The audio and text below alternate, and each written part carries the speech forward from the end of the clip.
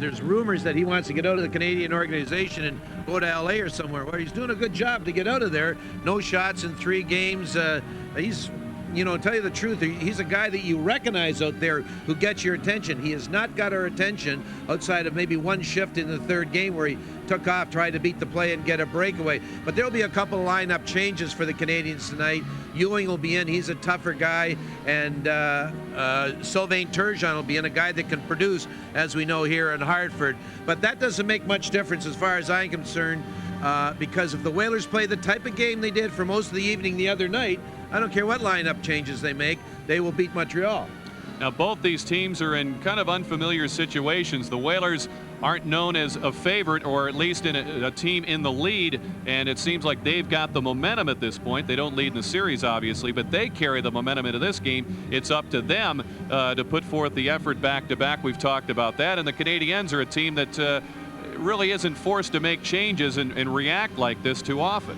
No, they're not, Rick, but they were just simply out of it the other night, and that's what forced them to make the change. But that was all because of the performance of the Hartford Whalers. And just to repeat myself what I said earlier, Rick, the Whalers have got to be prepared for a top game for the Canadians. I can't say too much about what the Canadians will do tonight. They will be at the top of their game, so the Whalers have to rise a little bit themselves. And as I said, it doesn't make much difference what the changes are. You have to play your game, and if they play that type of game, we'll be going back to Montreal tied at 2. Before Game 3, we mentioned how important it was for the Whalers to test Patrick Waugh every chance they could. They certainly did. They made every shot count, really. Well, yeah, you know, first of all, it leads to great forechecking. You know, Patrick's going to save most of them, but the goals are the result of getting on the defense. Don't forget, when you're shooting a puck on Patrick Waugh, the defense have to turn to retrieve it. You know, they never let they take pride in protecting Waugh, not giving a second shot. So that means they have to get the puck and lug it out or get it out of the dangerous areas. So when you put the shot on goal, the defense's turn,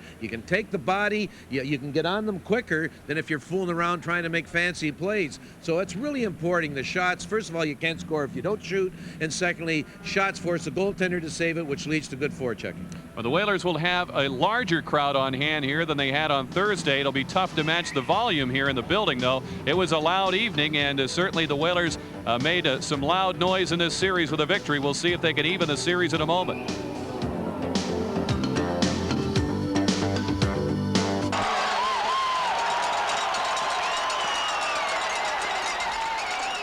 crowd is into it here at the Hartford Civic Center Coliseum. Let's meet tonight's officials. Kerry Fraser is the referee. Randy Mitten, Leon Stickle worked Game 3. They're here for tonight's game as well. The alternate official is Richard Trottier. The off-ice officials from Boston, Frank Pietrangelo, continues in goal for the Whalers. Very steady. In fact, Murray Craven said he was as solid as a rock in this series, and that's certainly been the case. Patrick Waugh, of course, former Conn Smythe Trophy winner, is the MVP of the playoffs in his rookie year in '86, the last Stanley Cup championship for the Montreal Canadiens. The Canadians are starting 3 centermen. Gilchrist will take the draw. Carbonneau, you see on the right, and Denis Savard on the left. They'll have a quick change, as you can guess. We'll see. Steve Conroy plays the puck in deep. Eric Desjardins, pressured by Murray Craven and Ivan Corriveau. The puck squirts away to Brent Gilchrist. He hit the referee Fraser with his clearing attempt. Todd Richards, who appeared in his first playoff game of the season on Thursday night, just called up along with Daniel Shank from Springfield. Back in the Whaler lineup again tonight. It's chopped in toward Pietrangelo by Gilchrist as Conroy's back for it. Around for Corriveau. Richards helps out. Denis Savard throwing a few checks in there early. Richards carries it out. Whalers in a change. Canadiens will change as well. A tricky bounce for Patrick Waugh to handle. He does. Patrice Brisebois to speedy Russ Courtnall. He'll take on Marc Bergevin, who held him up nicely. Randy Cunningham picks up from there. A 2-on-4. Cunningham trying to circle around Matthew Schneider. Verbeek got tangled up behind the play. The Canadiens slide it down the ice. And this will be an icing call as Bergevin gets back. I think you get an indication of what type of game it's going to be when you see Denis Savard lead the attack as far as taking the body goes. I'm sure that this man, Pat Burns, an excellent coach, has got on his team that they have to be the aggressor. They have to take over in that department. I don't know if they're capable of it or not. I mean, I just can't see Denny Savard and Courtnall and LeBeau getting into that type of a game.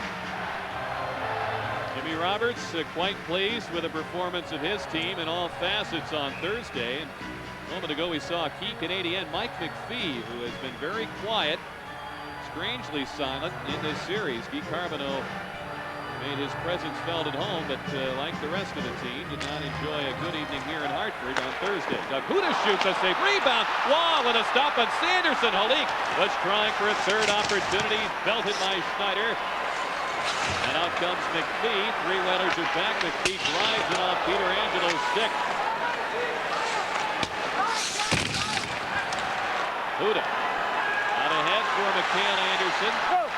Steers the play in. The back-checking Brian Skrudland took it away. Sivan Turgeon, the former Whaler, is on the ice with Todd Ewan flanking Brian Skrudland. Ewan has played in 46 games in the regular season and asked 130 penalty minutes. In the lineup for Chris Nyland tonight. Pass out for Skrudland. Checked by Richards. Conroy comes across to clear the puck. Pennyworth lets it go.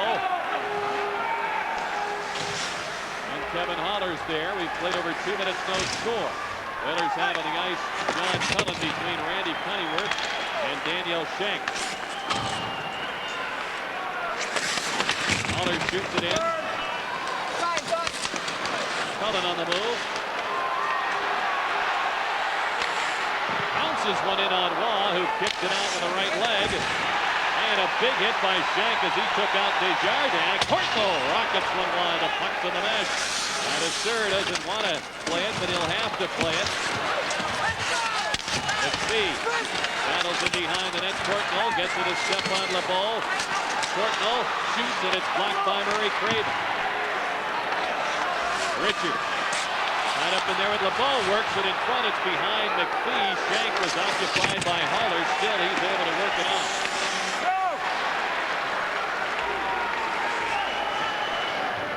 Long pass ahead to McPhee. Whalers changing and taking their time in doing so. Here's LeBeau trying to step around Darley Zanowski, who took him out effectively. Doug Huda. Stick handles away from Shane Corson. Ivan Corvo takes it. They'll change the flow. Gets a shot from Corson. Backhands it in. J.J. Daigneault with a pass on the wing for Corson. Expect to see him on the right side tonight. But the puck is Gilbert Dion, who scored the first 2 goals of this series, the only 2 of Game 1. Daigneault wrists it in. Carbonneau back out there along with McPhee and Courtnall. Cullen looked for room, lost it. Whalers have to hurry. Carbonneau with the pressure on Huda. McPhee gets to the puck. He's checked by Patrick Beat. Cullen slides it out to Patrick Poulin. The 19-year-old winger has Zanowski with him. The pass well behind him. Bourgeois. Give it up to Verbeek. Bergevin on with Zanowski. And Bergevin shoots it in. Verbeek gets over to hold it in the zone. His ball was decked by Poulin. Turgeon had it stripped away by Assur. Turgeon still in the zone. The Whalers play it though, so we continue. Verbeek was looking to play the man. The puck went right by him, and he went right for Carbonneau. Big collision at center involving 4 players. Bergevin back for it. Jeff Sanderson slides it by everyone. This will be icing as Schneider's back. We've played nearly 5 minutes. Plenty of hitting, no scoring yet here in Game 4. Iron Mike on rust. I hate rust. Iron Mike on tough. This is tough. Rust tough. This is rust. Oleum? The dictionary defines tough as strong. Not easily influenced, like me. The definition of oleum is, We sprayed this rusty metal plate with fast-drying rust tough, exposed the rusted metal, then placed it in the torture salt fog chamber. The rust didn't spread, it stayed tough. You want tough? What do you want? Oleum. Got rust? Get tough. Rust tough. The best scoring chances in this game went to the Whalers right from the draw. I'll tell you, Waugh saw the first shot, but watch the save he makes in the second shot with that right leg. Great reaction by Patrick Waugh. The feature of this first 5 minutes certainly is the physical play. Montreal's been involved also, as we'll see a nice little collision here. 1, 2, 3, 4. 4 guys involved. Montreal, they knew what to expect tonight. They come out on their own and tried to play the physical game. Now we're going to see if they can keep up with it, see what the results are of it. All 4 shots on goal in the game belong to Hartford as Craven rips it off the boards. Neither of these teams produced in this venue, I guess you could say, in the regular season. Canadiens are trying to work their way out of a run on the road. It saw them win only 2 of the last 15 on the road. Whalers won only 13 games at home all season. I'm sure both would have benefited by this type of play in the regular season had it been there for them. But of course, the expected in the playoffs were getting it certain. Richards behind, and Ed Haller has Corriveau well tied up. Kurt Muller can't get it out. Richards has it. Wrist shot is tipped. Corriveau still tangling at Haller. Andrew Castle centers it, backhanded wide by Corriveau. Savard plays it out. Richards around for Andrew Castles, who had a couple of assists and several big body checks in the game on Thursday. Whalers clear that zone so Cullen can re-enter. Cunneyworth steps in, he turns, he fires a stick save. Rebound sent wide by Verbeek, and it's cleared by Carbonneau, and it's on the net.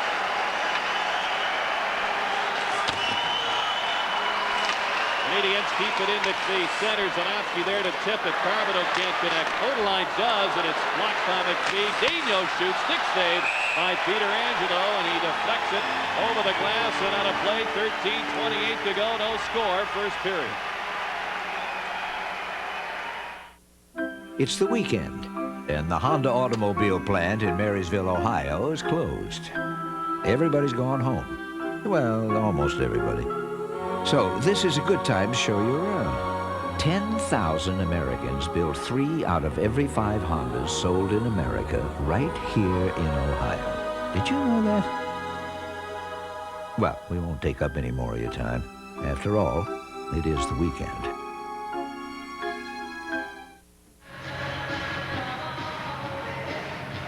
Randy Cunneyworth with a little turnaround right here. Sometimes a difficult save for the goaltender to make. At the other end, the Canadiens had their first chance, a couple point shots. Whalers got it going pretty good in this early part, but they also have to come back as hard as they went in. They got to help their defense out. If you don't come back to help them out, they're in plenty of trouble. Anderson feeds in, lands the hit on Brisbois, has the puck. Holik in deep with him. Bobby Holik looks for Sanderson. Wow, with a great save! Sanderson pummeled into the boards by Carbonneau, who has the puck. You're not kidding, Rick. That was a fantastic save. Just to read it and get over there to make the save shows you the class of Patrick Waugh. Icing is the call against the Whalers. Bobby Holik and Eric Desjardins push and shove. Schneider has something to say. Shane Corson and Holik have been going at it all year long when these clubs have gotten together. Now, you know, I think that Robert Holik is a different player now than he was for the most part of the couple of years, and he's not going to let Shane Corson get away with that. He's found out in the last while that he's as tough and as good as Shane Corson. Now watch Sanderson down low. Patrick just got that right leg. Sanderson with terrific wood in that shot. Forced Patrick to make a sensational save. That's a little scary. Patrick looks like we kept saying, we'll be interested to see how he reacts. Well, I guess we shouldn't even mention that. This guy's too good to think that he's going to give you a bad game. Not in this situation. Not in this scenario. He's simply the best. Matt Burns nods his head in agreement. I think he was going along to the beat of the music. He played just over 7 minutes here in the first period. A very intense first 7 minutes. Cullen and Scrutland lock up in his face-off. Randy Mitten is looking for Murray Craven to move over in the rim of the circle.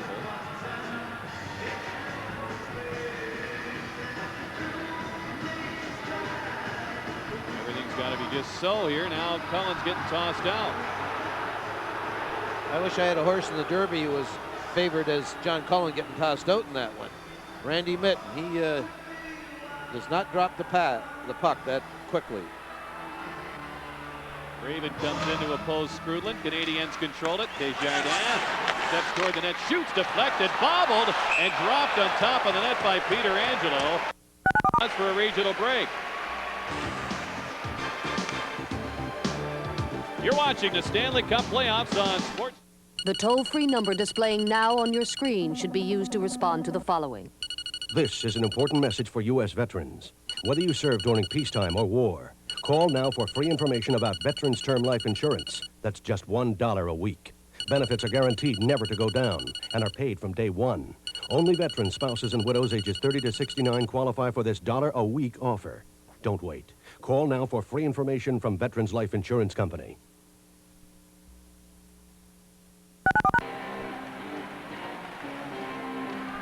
Well, an innocent-looking shot almost turned into disaster for the Whalers. I believe this will hit Todd Richards' stick and almost squirt in. Let's see. Yes, certainly did, and almost flipped in.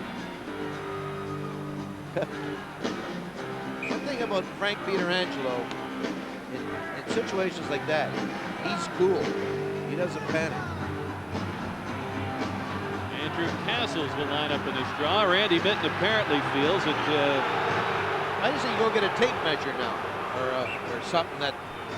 I mean, they haven't done this all year, have they, Rick? no, they really haven't. And I don't think 9,000 people paid money to see him drop the puck. Here's Desjardins shooting, blocked in front by Huda. Leaves it on for Corriveau. Desjardins back for it. Corriveau with a big hit on Desjardins. Vanapsky shoots, saved by Wall. The rebound handled by Desjardins.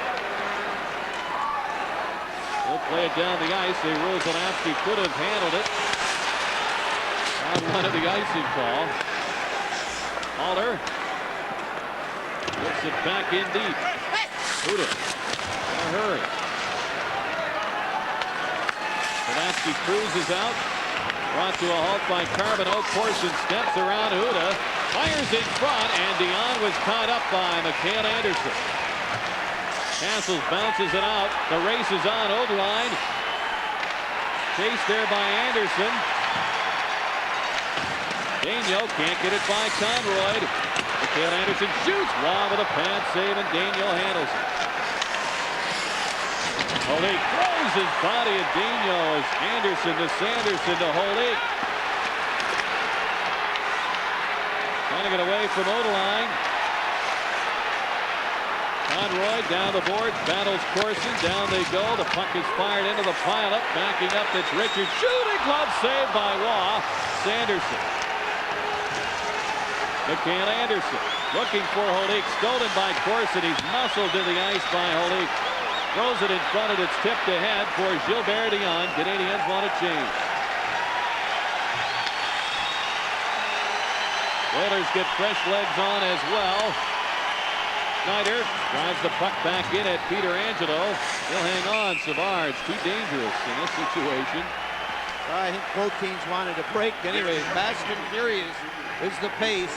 And once again, the Whalers led by Robert Holik with a avalanche hit to the left of Patrick Waugh that set up a couple of pretty good opportunities. Holik come off the ice nose to nose with Shane Corson and just skated right away. Here's the hit by Holik on J.J. Daigneault.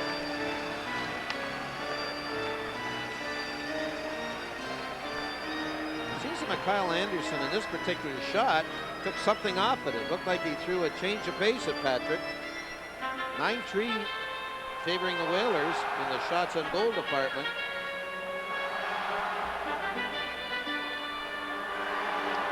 One in the first at the odd. Well, that's the way it started the other night, Pittsburgh. Mario probably just, you know, he might figure the game starts at 8. No score. Rangers and Devils with New Jersey leading that series 2-1.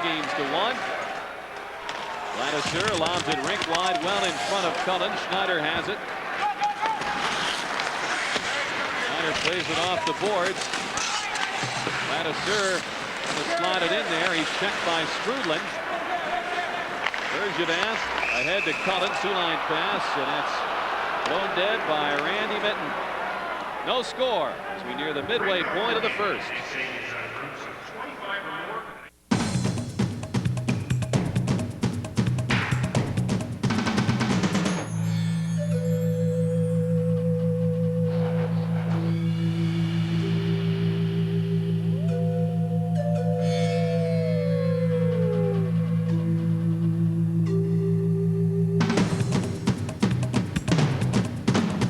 Get this close to the thrill of real life on the Discovery Channel.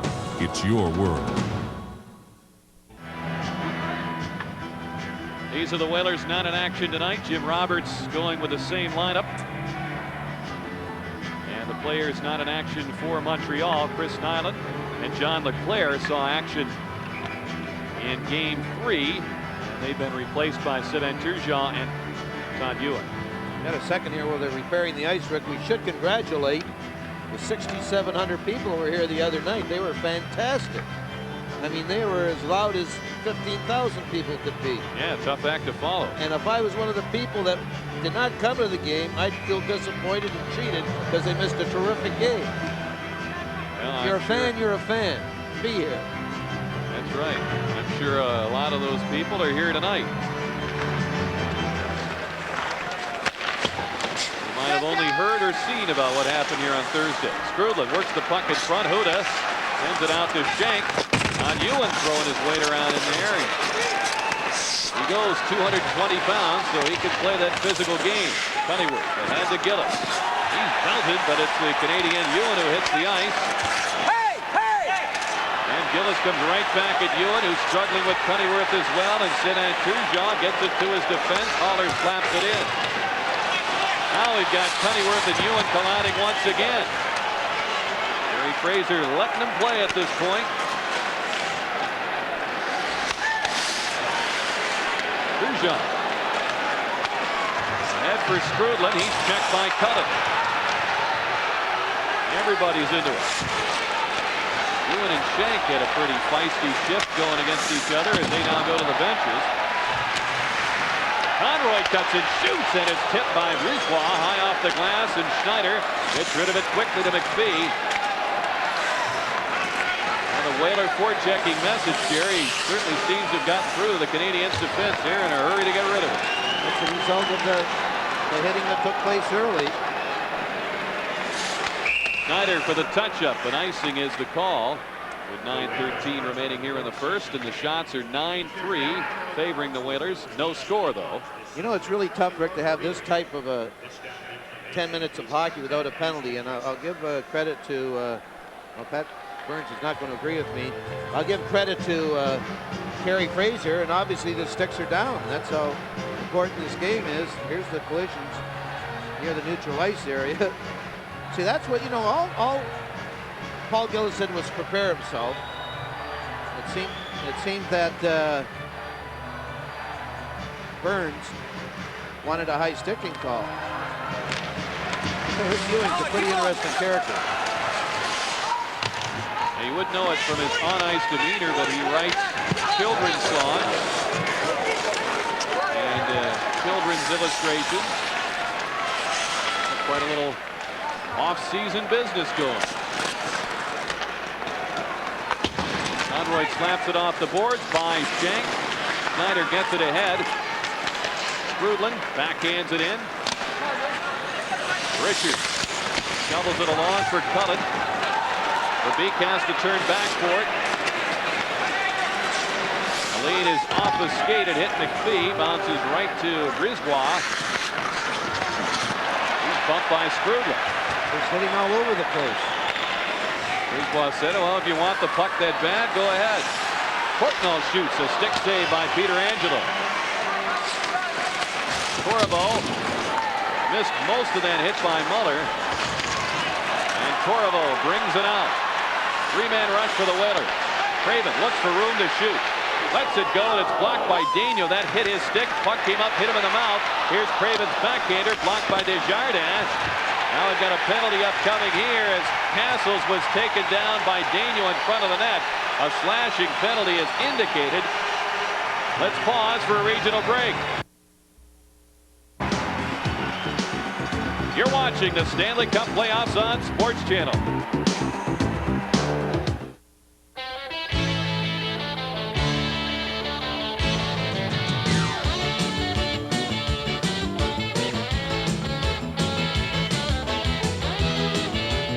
They must have heard the good news.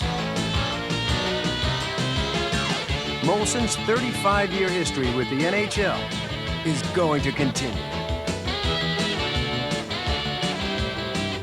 Molson, bringing you Sports Channel America's exciting NHL coverage. Patrick Waugh, the villain, he gets 2 minutes for slashing. We suggested that the only penalties that may be called are stick-related penalties, and you're not going to get away with that. But Patrick up for this game, and Dennis Savard will serve the penalty. And Jerry, you like to point out, you have through the season that he's a good guy to have coming out of the box at the end of a penalty. Well, yeah, he's the Ray Ferraro of the Canadiens. Matt Burns hopes that his team can kill a penalty here and settle down.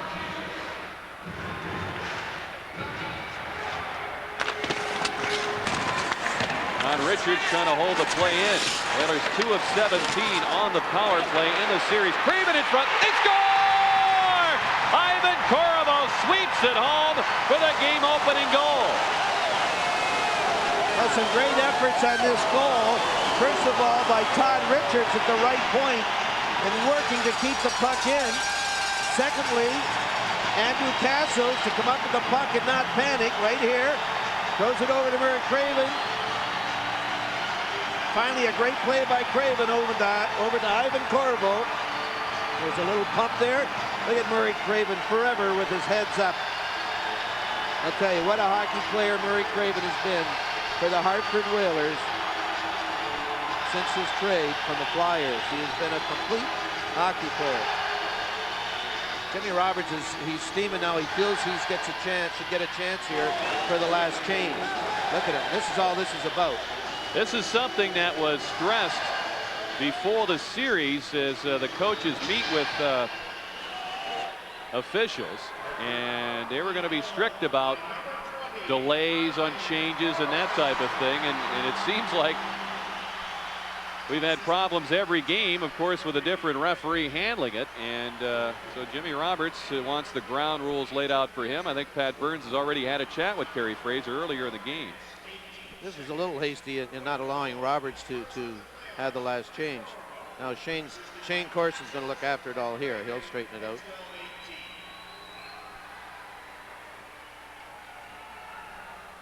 Well, let's see if Jimmy's going to make the quick change here after the puck is dropped. No, he's going to go with this line. Why not? Goal at 12-18. Corvo with his first point of the series. Craven and Castles the assist on the power play goal as Jeff Sanderson shovels it in. It's knocked down by Snyder.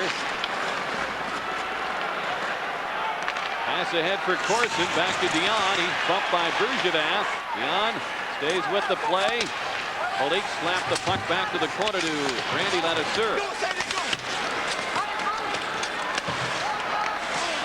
Tip on Laval. Into Corson. Ladouceur not giving him much time to get organized. Holik back for the puck. Lifts it out of the zone. Whalers go for the wholesale change. It's Cullen, Shank, and Cunneyworth on. Huda and Conroy defensively. McPhee, Carbonneau, and Courtnall now join the play. Shank dumps McPhee. Snyder lifts it back inside the Hartford line. Huda tracks it down. Odeline drives it in deep. McPhee lands the hit on Cullen. Rink wide pass for Cunneyworth. Tapped free by Odeline. Pennyworth sends it in off the linesman Leon Stickle. A.J. Daigneault, 8-year pro, out ahead for his younger partner Odeline. Conroy took it away. Canadians are trying to go for a quick change. Oilers get the Sanderson, Anderson, and Holik combination on. Here's Brian Sprudlin firing it in front. It's off the skate boot of Lahuda, and the puck dribbles to the line, but not out. Ewan kept it in, only for a moment though. Haller had it blocked. Now Anderson trying to get position on Turgeon. Turgeon grabs him off the puck. Play continues. Sanderson has it. He's taken down by Ewan, and he's going to get the penalty. So the Whalers will be back in the power play. 1-0 Hartford in front. No better way to face the day. The morning belongs to Skin Bracer Aftershave. Its cool, brisk tingle really gets you going. And what a great scent. Skin Bracer. No better way to face the day. Hey, Sleeping Beauty, wake up. Is Prince Charming coming? No, but the new boss may be. Better revive with Vivarin. Vivarin? It wakes me up and it's safe as coffee. Great proposal, Stacy. Really alert. Revive with Vivarin. The Whalers are going their second power play. This is a chop. It's a slash and a trip. This will go down as a trip, though, to Ewan. A big key here. This started a lot of stuff and all that. And all the players are trying to get each other away from getting in there and getting involved. This is what you call discipline. Once the penalty's called, get out of there. You know, you have exhibition games next year and a regular season to get even. Get out of there. They got the original penalty. Yeah, what are those exhibition games for anyway? We saw 3 of them at the end of the year after the strike. Pietrangelo leads it for Zanapsky. He and Richards work behind Craven, Castles, and Torabo. The unit that clicked just a few moments ago for the game-opening goal. Castles lifts it in behind the net. Waugh leaves it. Desjardins quickly trying to get rid of it. Craven blindly blocked the attempt to clear the zone. Gilchrist trying to shovel it loose. Outworked by Corriveau. Castles turns, feeds Richards. Richards has it again, and now we get a whistle. And a penalty indicated. Desjardins and Corriveau were nose-to-nose there for a moment. And let's see what Kerry Fraser has for us. Well, I believe they're both going to go. They will leave here at the 15-minute mark. Coincident minor.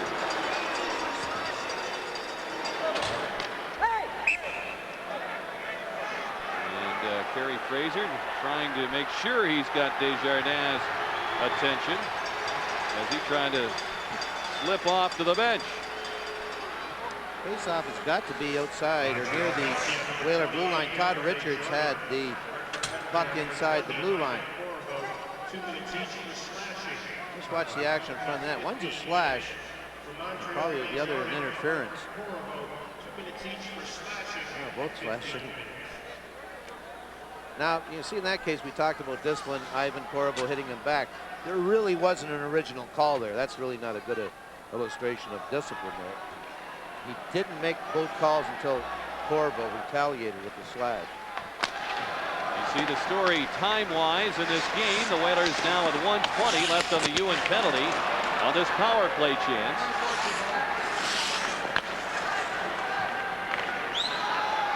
Richards trailed by Carbonneau. Courtnall works up front on the penalty-killing unit for Montreal. Craven deals it to Castles. Holik is now up front taking Corriveau's spot. Craven circles. Richards over to Zanapsky. Whalers with 2 men in front. Richards looks for the shot. Craven takes it, and it's blocked. And Carbonneau picks it up with 50 seconds on the penalty. Carbonneau in no hurry. Now heads for the bench. Sprudlin and Gilchrist take over. Zanapsky works with Bergevin behind Poulin, Verbeek, and Cullen. Bergevin with his pass knocked down by Sprudlin. Verbeek into Patrick Poulin. Cullen hooking it back. It hit the skate boot of Sprudlin. He's having problems with Verbeek. It's poked loose to Brisebois. He's got time to wrist it down the ice. 16 seconds to go on the penalty to Ewan for tripping. Zanapsky gains the red line and sends it in. Daigneault will send the Whalers back, and This could just about do it for the Montreal penalty. He returns. Ewan steps right into the play and collides with Cullen, who's shaken up. Oilers have the puck, and now we get the whistle, and John Cullen will be attended to by head trainer Bud Govea. 3:28 to go here in the first period. 1-0. Oilers in front. It's the weekend, and the Honda automobile plant in Marysville, Ohio is closed. Everybody's gone home. Well, almost everybody. So this is a good time to show you around. 10,000 Americans build 3 out of every 5 Hondas sold in America right here in Ohio. Did you know that? Well, we won't take up any more of your time. After all, it is the weekend.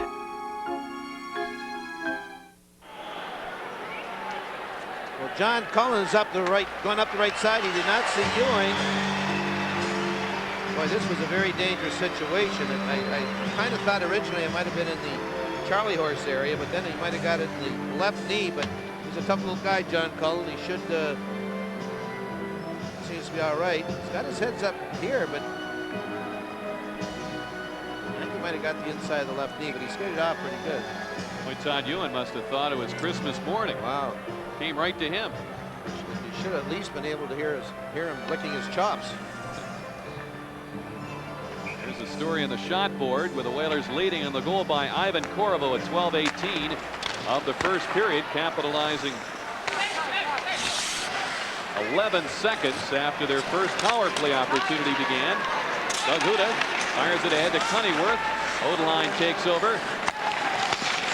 Gilbert Dion draws the attention of 2 Whalers, and the Canadiens move it quickly. Odeline into the zone. Corson couldn't hang on. We get the whistle for the offside.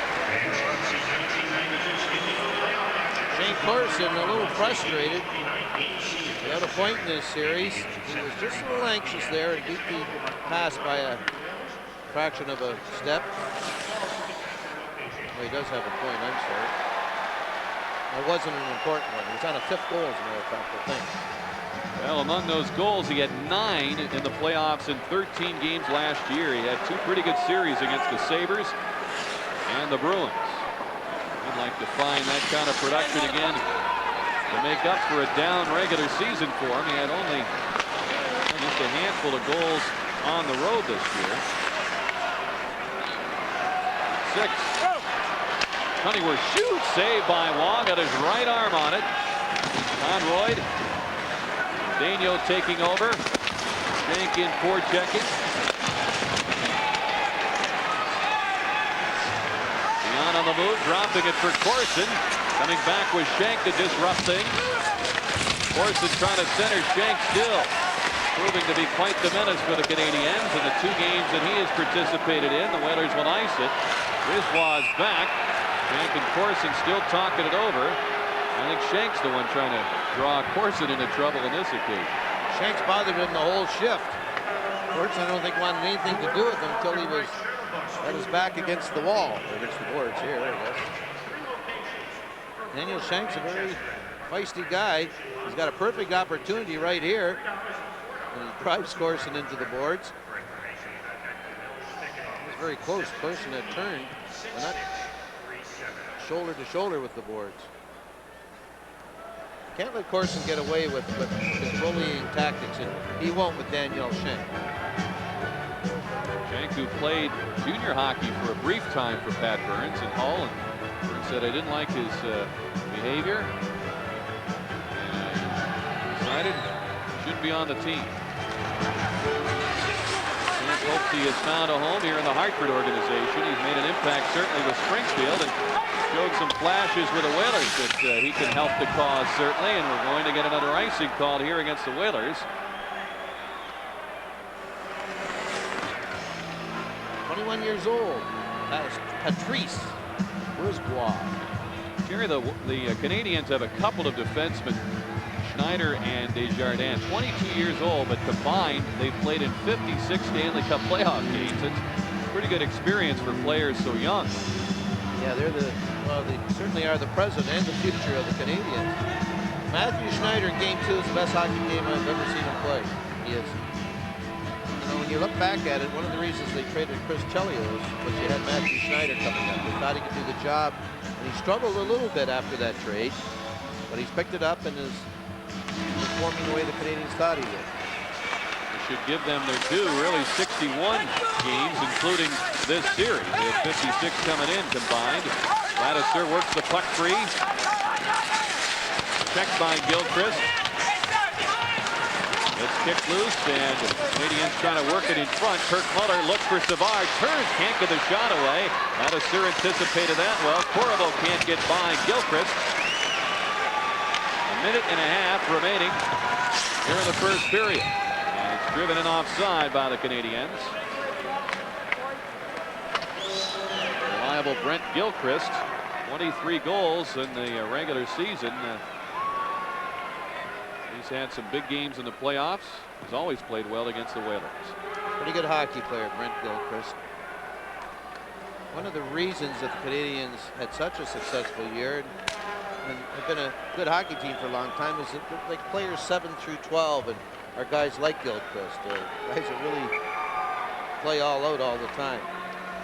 And their system dictates that a young player like Gilchrist waits to get his chance. He had goal totals of 6, 8, 9 his first 3 years, now 23. And he's made the most of his opportunity and being a two-way player. Donofsky ahead to Cullen. Sunnyworth trying to slap it in, gets it away from McPhee. Schneider pressured by Verbeek. Cullen back in action now as Carbonneau steps away with a puck. And we get the whistle and a penalty upcoming to Hartford, and slashing is the call with 1:04 remaining in the first period. And the Canadiens will go on the power play for the first time tonight.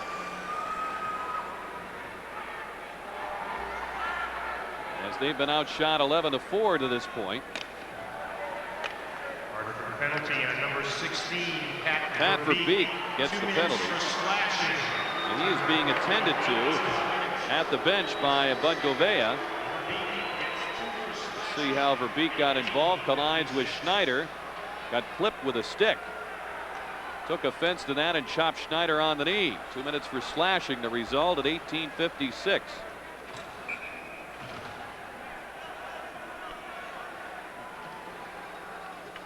Montreal 6 of 23 with a man advantage in this series. Both their goals on Thursday were scored on the power play. 6 of their 9 goals in the series have been scored with a man advantage. So they've been effective on the power play, but at even strength not so much. Under a minute to go in the period as the Canadiens are sent back. Haller and Desjardins work the points. Corson, Dion, and Turgeon get a crack at the man advantage situation for Montreal. Huda hangs in there with a puck, couldn't clear it though.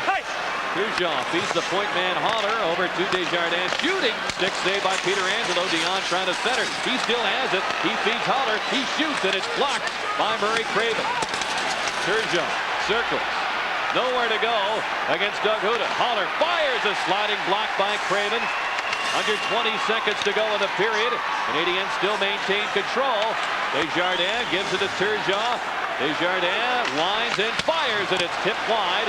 Haller with a shot. He'll sail that high and wide. 6 seconds remaining in the period. Canadiens with a flurry here at the end. Dion to Corson shooting. Pietrangelo held the post, and that's all the Canadiens will have time for. Turgeon ran Huda into the boards, and Huda didn't like that. As he reacts, and Corson is in the middle of things. As the period comes to an end with 56 seconds carrying over on the penalty to Verbeek. And the officials have settled everyone down, and we'll step aside. When we come back, Jerry will meet with Murray Craven.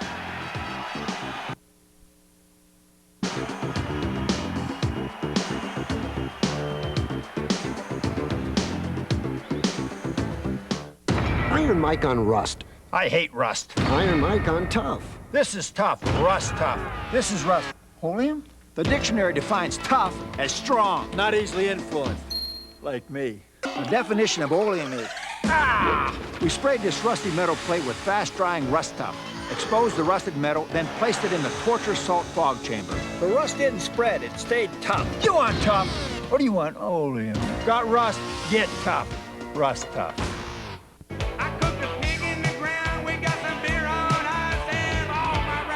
They're coming over tonight. Hank Williams Jr., he was born to boogie. Get down on me, baby, 'cause I ain't no rookie. I was put it apart and I was born to boogie. Now available for the first time ever, Hank 22. 22 of Hank's biggest hits from his gold and platinum career. Family tradition.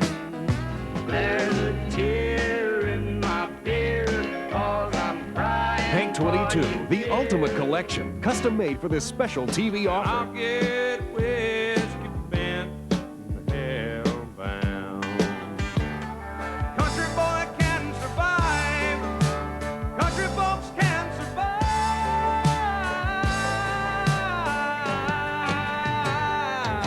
You get 21 mega hits plus the Monday Night Football Boogie. Are you ready to rock? If you don't agree that this is the ultimate Bocephus collection, just return it and you will get your money back. Plus, Hank will send the first 50,000 callers the words to these songs free. So call now.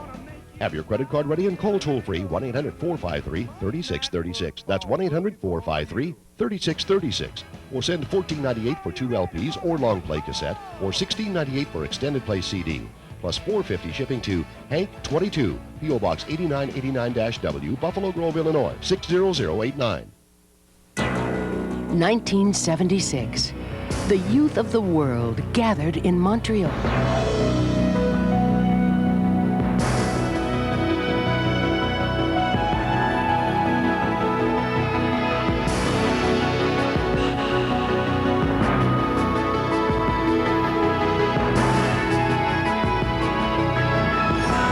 Everlasting memories, brought to you by the International Olympic Committee. The Whalers are out to even this best-of-7 series, 2 games apiece, and they've taken the first step. They lead after one period, 1-0 on a power play goal by Ivan Corvo. That back at 12:18 of the first period. Montreal with their first power play chance, still with almost a minute remaining on the Verbeek penalty to start the second period.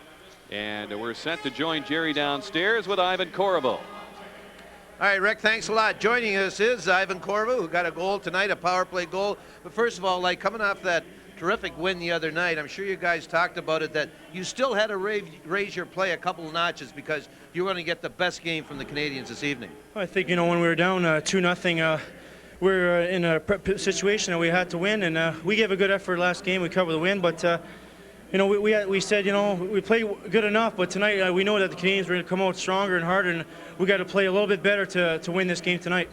Your line especially, but the guys with the speed in this team really seem to be utilizing it to get a piece of the body, and it seems to me you've got the message across to the Canadians' defense. They might be releasing the puck a little quickly. Well, that's the key for us to get on their defense. Their defense moved the puck well. Jimmy said before the game, we have to take the body. To beat this club, we got to take the body. We came out hitting that period, and we create some chances, and we got a power play goal, but basically we got to keep on skating and make sure we take the body every chance we got. All right, we're going to show you your goal here in this first period, a power play goal, and were you surprised you were all alone in front of Patrick Waugh? The puck came around the boards, and then Murray got it, and I was all open, and I don't know if the D went to him, and I just, one time I decided, but like I said, most of the time they got to, got the 2 guys in front and let Roy play the puck, and then they get the rebound. But I don't know what happened, but fortunately I was home all alone, and when you get chances like that, you got to put them in. I had a few chances in the first game. Me and Patrick Roy, and in the playoffs you have to put them in to win the game. We'd like to see you with that little celebrated pump. Get your arm tired in this series, maybe 4 or 5 times before the series is over. Hopefully, we got to keep on going. We got to keep on taking the man. Hopefully, we get a few more and come out on top of this game. Ike, we want to thank you for joining us. I know it's been a trying game when the body's that much a part of it, so go get some rest and keep flying. Thanks a lot. Our guest, Ivan Corvo. When we come back, we'll look at the other action in the NHL.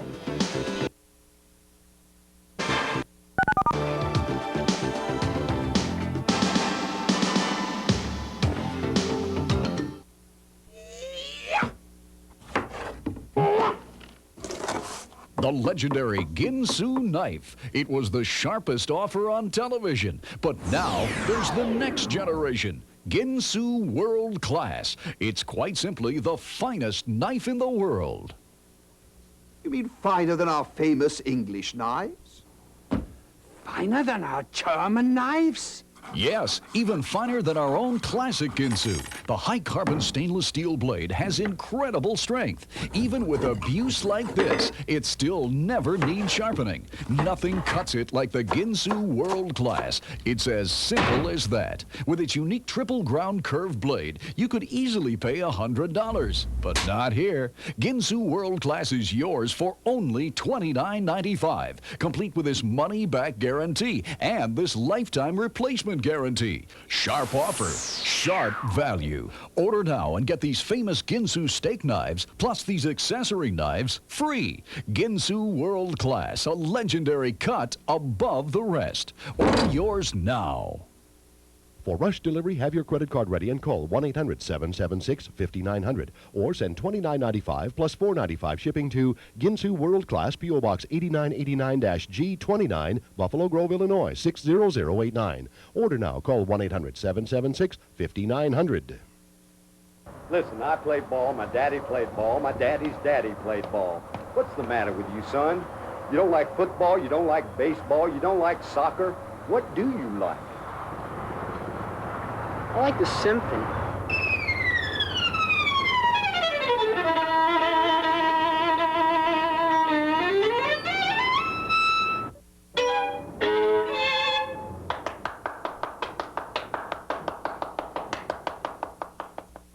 Welcome back to our New York studios. The Devils and Rangers score.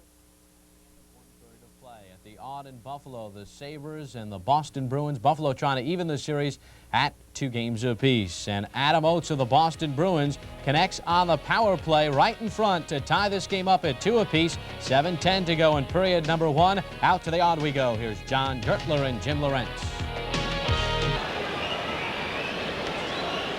And we welcome those viewers from Sports Channel America. This is John Gertler along with Jim Lorenz and Mike Robitaille from the odd in Buffalo. We're tied at 2 with 6 minutes and 53 seconds left to play here in period 1. And you're witnessing some of what's been going on of late between the players, Sabres and the Bruins. Now we've had 4 goals scored here in the first period. Each team scoring once on the power play. LaFontaine and Oates. Wesley's also scoring for the Bruins along with Howard-Chuck. It's been a chippy first 20 minutes, unlike the first 3 games of this series. A lot of tucking going on. Don Sweeney from the corner. Eludes a check by Andrechuk. Grapples for control of the puck. Wood is there. Kicked by Sweeney and picked up by Bourque. Intercepted by Wood. His shot blocked by Sweeney. Andrechuk looks to control. He is held by Sweeney, but manages to get a centering pass, and that'll be picked up by Ted Donato. Brink wide to Bob Sweeney, but it's poked by Bodger. Back out to center. Andrechuk collides with Leach. Leading it across the line. Murphy, along with Gord Hines, work it in their own zone. Sabres changing them up on the fly. Rob Ray and Colin Patterson come out along with Dave Hannon. Gord Murphy with a shot to goal! And the Sabres caught from behind on that shift change, and it's 3-2 Boston. Now Gord Murphy, boy, this is a hard shot that beats Draper.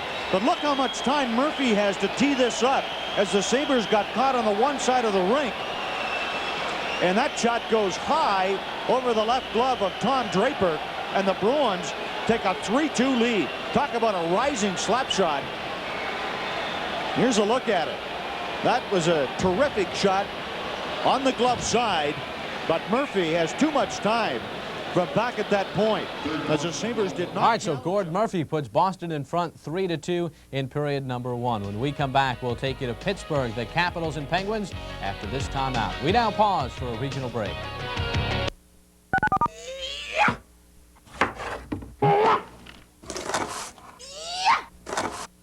The The legendary Ginsu knife. It was the sharpest value in the history of television. But you ain't seen nothing yet. Introducing the next generation, Ginsu World Class. It's quite simply the finest knife in the world. You mean finer than our famous English knives?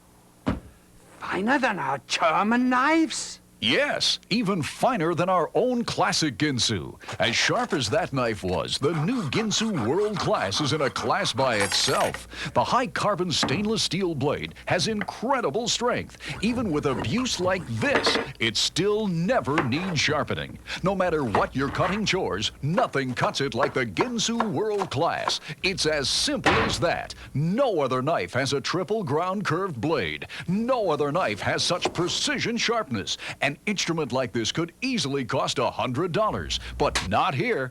Ginsu World Class is yours for only $29.95, complete with this double guarantee. If you're not convinced it's the finest knife in the world, return it for a complete refund. And if it ever fails to perform, we'll replace it free. Sharp offer, sharp value. Order now and you'll also get a complete set of these legendary Ginsu steak knives, plus all these accessory knives as a special bonus. Ginsu World Class, a legendary cut above the rest. Order yours now. For rush delivery, have your credit card ready and call 1-800-776-5900. That's 1-800-776-5900. Or send $29.95 plus $4.95 shipping to Ginsu World Class, P.O. Box 8989-G29, Buffalo Grove, Illinois 60089. Order now. That's 1-800-776-5900. Bob Papa back in our New York studios. Devils and Rangers scoreless after 1 at the Civic Arena in Pittsburgh. The Capitals and Penguins. Pittsburgh trying to even the series at 2. Let's take a look at the highlights. They're brought to you by Menon. First period, Caps come out flying. Todd Krieger just unloads a blast here that beats Tom Barrasso. 1-0 Capitals in front. Moments later now on a 3-on-2, it's Kelly Miller right here to Mike Ridley. Mike Ridley finds Dino Ciccarelli for the goal. 2-0 Capitals in front. That's where they stand in the first period. And right now the Capitals going on a 5-minute major power play. We take you to the Civic Arena. Here's Jeff Rimmer and Craig Laughlin. Bouncing puck played by Pivonka. Couldn't find the handle. Now takes another shot. Barrasso covers up.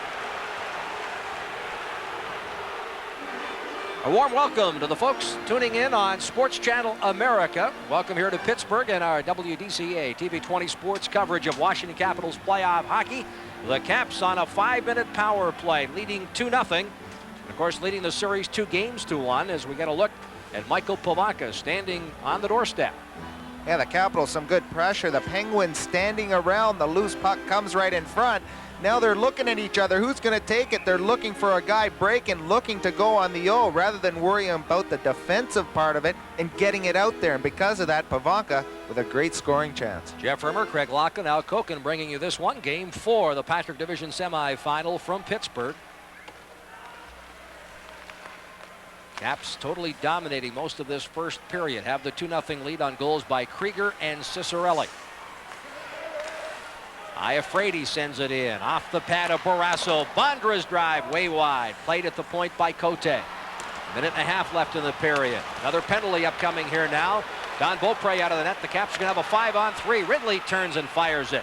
Bondra picks up the puck, but not until after Francis had touched it. And a cross-checking penalty will put the Caps on the power play. It'll be a 5-on-3. 4 minutes left in the Samuelson 5-minute major. You could just tell Dino Ciccarelli for the Capitals was going to have a great game. His first shift, he come running out here, made some great hits against the Penguins, hit Samuelson.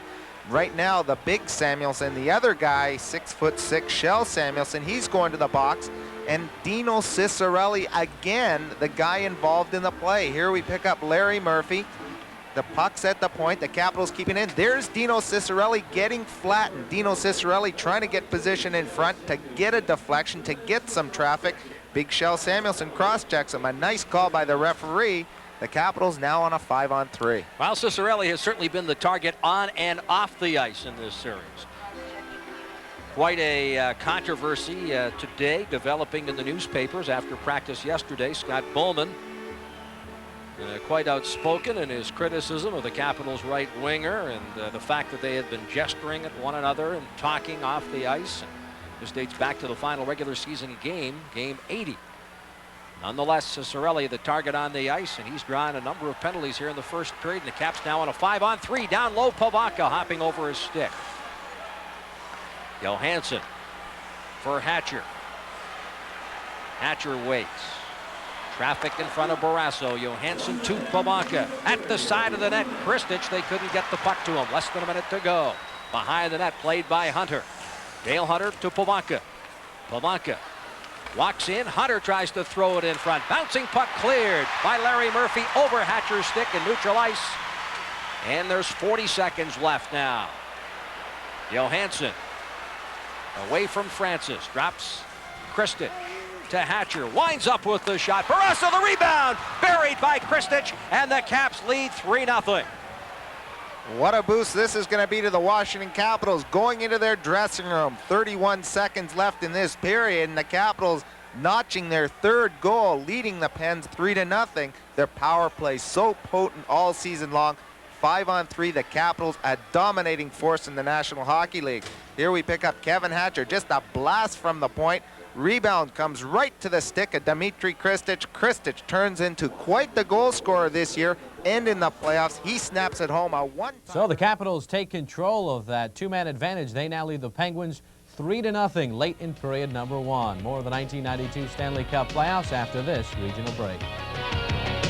Saturday, May 9th at 10 a.m. Roll out of bed and into the action. No pads, no helmets, just a cup. The FA Cup, the United Kingdom's Super Bowl of soccer, kicks off live from Wembley Stadium in London, England. And a front row seat to the Battle of Britain is yours only on pay-per-view. One of the world's oldest competitions with rivalries that go back not 20 years, not 50 years, but over 100 years. And on Saturday, May 9th, soccer's finest talent faces off for the 111th FA Cup Championship in front of 80,000 screaming fans. Broadcast to over 60 countries and into your living room. Tune in to what the world's been watching for years. Exciting, non-stop, no-holds-barred soccer action comes to you live on pay-per-view and nowhere else. Great chance again, and this time Thomas scores. The FA Cup Championship, Saturday, May 9th at 10 a.m. Eastern, 7 a.m. Pacific, live. Don't miss your chance to experience the sport that set the world on fire.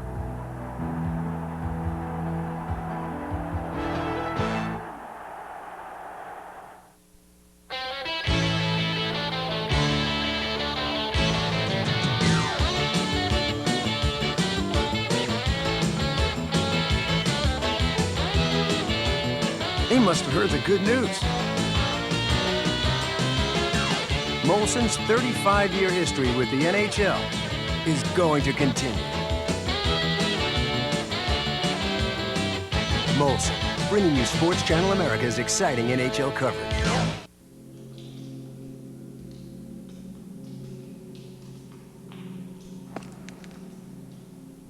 The Lexus LS400 has an extremely effective electronic security system. While it may look rather simple to you, to a car thief, it looks something like this.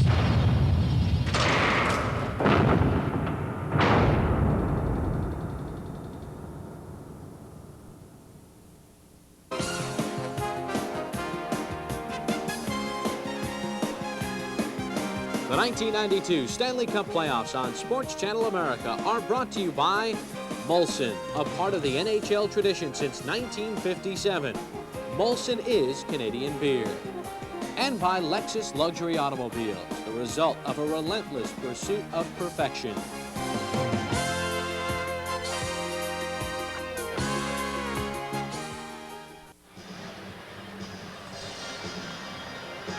Gary, we have to say hello to a loyal viewer in San Diego who watches as many Whaler games as he can. He's the brother of Whalers equipment man Dave Nichols.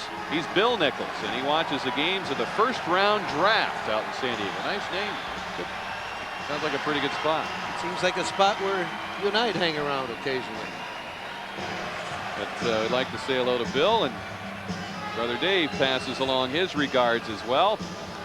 See that right there? That when I played goal, that drove me nuts. The white light on. Hope that's not our camera, but anyway. No, I don't think so. That used to drive me nuts. That white light. That and the puck. Well, there's not much they can do about that. They did get the light turned off. Verbeek in the box, sitting out the remaining 40 seconds or so of his penalty. Canadiens trying to get on the board with a man advantage. Brisebois turns, fires, and it's blocked by Steve Conroy. Brent Gilchrist checked by Andrew Castles, and he works to clear it down the ice. I emphasize the word work in his performance, not only in this series, but the second half of the season.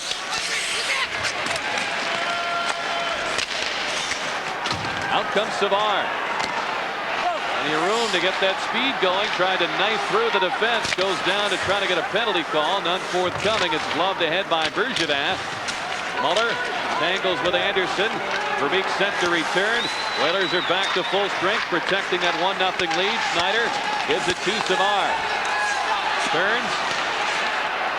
Sends it toward the corner. He couldn't hook up with Gilchrist. Verbeek sends it off the boards. 3-on-2 for the Whalers. Ladouceur leads the charge. Anderson shoots. What a save. Schneider. Both teams making changes. Looking for the swift skating Courtnall. Couldn't locate him. Cullen takes the drive, and Waugh stretches out to get a blocker on that one. Poulin shuts off the skating lane for Brisebois. Cullen trying to chop it in front. Out comes McPhee. Looks for Schneider coming, and he had him. He had a half step with his man. Carbonneau shoots, saved by Peter Angelo as he gloves it and hangs on as the Canadiens come up with a couple of dangerous opportunities nearly 2 minutes into the second. Well, the Whalers did a pretty good job in covering that 2-on-2 situation, but the puck come off the boards at a very strange angle and went right to Carbonneau. And this was the best try for the Canadiens. Here's a 2-on-2. Verbeek will,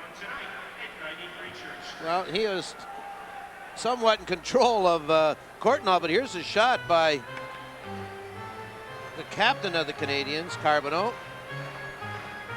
Boy, did that come off the board strange. Frank Pietrangelo been ready for just about everything the Canadiens can throw at him. Haller steps away from the crowd, lets it go. It's tipped wide by Cunnyworth. Desjardins hurries to hold it in. He'll let one fly. A rolling puck deflected off Cunnyworth on the other side. Corson in front. Dion quickly pulled the trigger, hit the side of the goal. He has it once again. Doug Huda. Shank tied up Haller to make sure that puck left the zone. Cullen keeps it in. Sidesteps the hit from LeBeau. Fan to the pass. Dion takes over.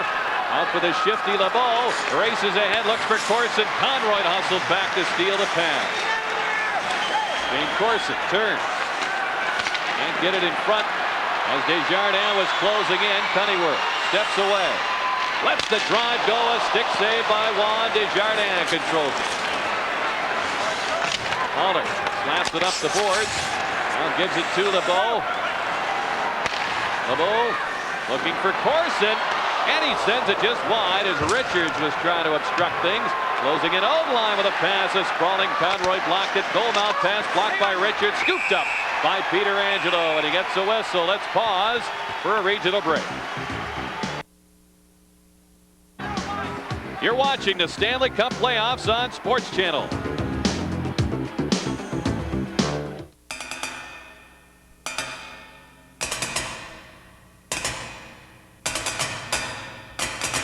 All cars are made with sheets of metal.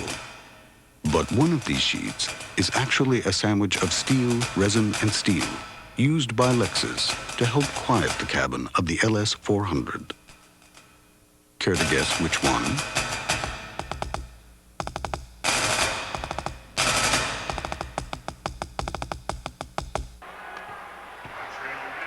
Daniel Shank and Shane Corson will get coincidental penalties. Unsportsmanlike. Oh. Good little move here by LeBeau, who really hasn't done much in the series. Now watch Corson. He just slips it by the glove side of Frank Pietrangelo.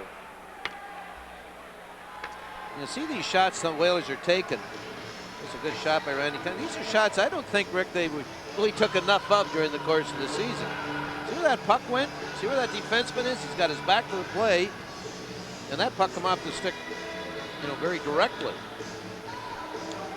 Shank and Korsunov, 2 minutes each for unsavory decorum.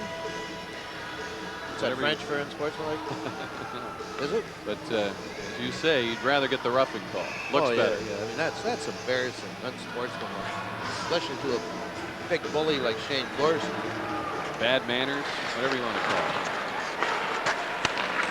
Daniel steps in, wrists it on goal, handled by Peter Angelo for Ladouceur. Out ahead for the waiting Cullen. Steps in with Verbeek now behind the play. We get the whistle, and there's an offside call. This copyrighted telecast is presented by authority of the Hartford Whalers and the National Hockey League and is intended solely for the private, non-commercial use of our audience. Any publication, retransmission, or other use of the pictures, descriptions, and accounts of this game without the express written consent of the Hartford Whalers, the NHL, and Sports Channel is prohibited. Announcers on this broadcast are selected by Sports Channel and approved by the Hartford Whalers. Kyle Anderson utilizing his great speed at the top of the defense. This line had a pretty good first period, and the Whalers need that speed going. They weren't getting it from this unit down the stretch of the regular season, but Holik and company gaining speed, gaining confidence as this series goes along. The Canadians really shuffling their lines. I mean, they've had, I don't know how many combinations are possible with 12 forwards, but they've been trying a lot of them.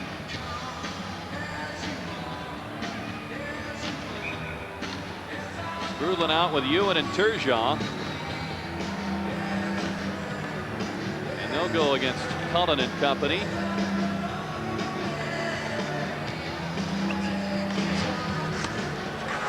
Grudlin and Cullen go right after each other. Turgeon stripped of the puck by Verbeek. Of course, they were traded for each other, and one of Ed Johnston's finest hours as Whaler general manager, acquiring Verbeek from New Jersey back in June of '89. Pass ahead for Cullen. Fires it across to Verbeek. Had to settle the pass down. Lets the shot go, and it's tipped wide. Cullen in behind the net. Poulin trying to get to it.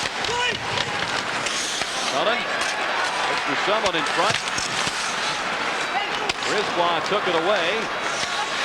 He hands it over to Verbeek.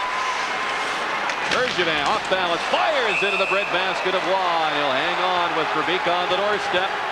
1-0 Hartford. Over 4 minutes here in the second period are gone.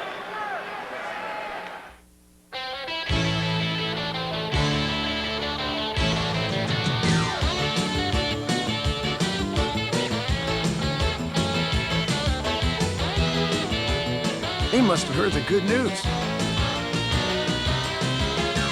Molson's 35-year history with the NHL is going to continue. Molson, bringing you Sports Channel America's exciting NHL coverage. Mark Bergevin with a one-timer from the point. A lot of traffic in front of Patrick Waugh. Boy, he doesn't make those look pretty, does he? He bobbles them. But he usually gets it. Whalers have to come all the way back. Solamski, who scored a goal, had an assist. His first points of the series in a 5-2 Whaler win in Game 3 here on Thursday. Holik steps into the zone, snaps one off wide. Anderson can't get to the rebound. Solamski did, but hit Holik with his try. Anderson belted behind the net. Continues to battle Brian Skrudlin, who steps away with the puck. Two-line pass is whistled down. Now Huda and Ewan. And Ewan trying to throw punches at Huda. Todd Ewan did not like the way Huda came out to try to collide with him in center ice. And Doug Huda makes a couple for the team. I'll say it. This will be an interesting call by Kerry Fraser. did get the stick up. Now watch Ewan, he just goes bonkers right here. 2 minutes for roughing and a 10-minute misconduct. Well, he gets 2 and 10. Strange call. I'd rather see him get 4 minutes. Forget the 10-minute misconduct. Well, you can understand trying to give the player the benefit of the doubt, but was there any doubt there? I mean, the punch is flying. I'll say one thing in all fairness, Huda caught him with his head down, got him a pretty good cuff in the kisser. You see Ewan cutting across center ice. And all it was a cuff. It wasn't a 9-point elbow or a high stick.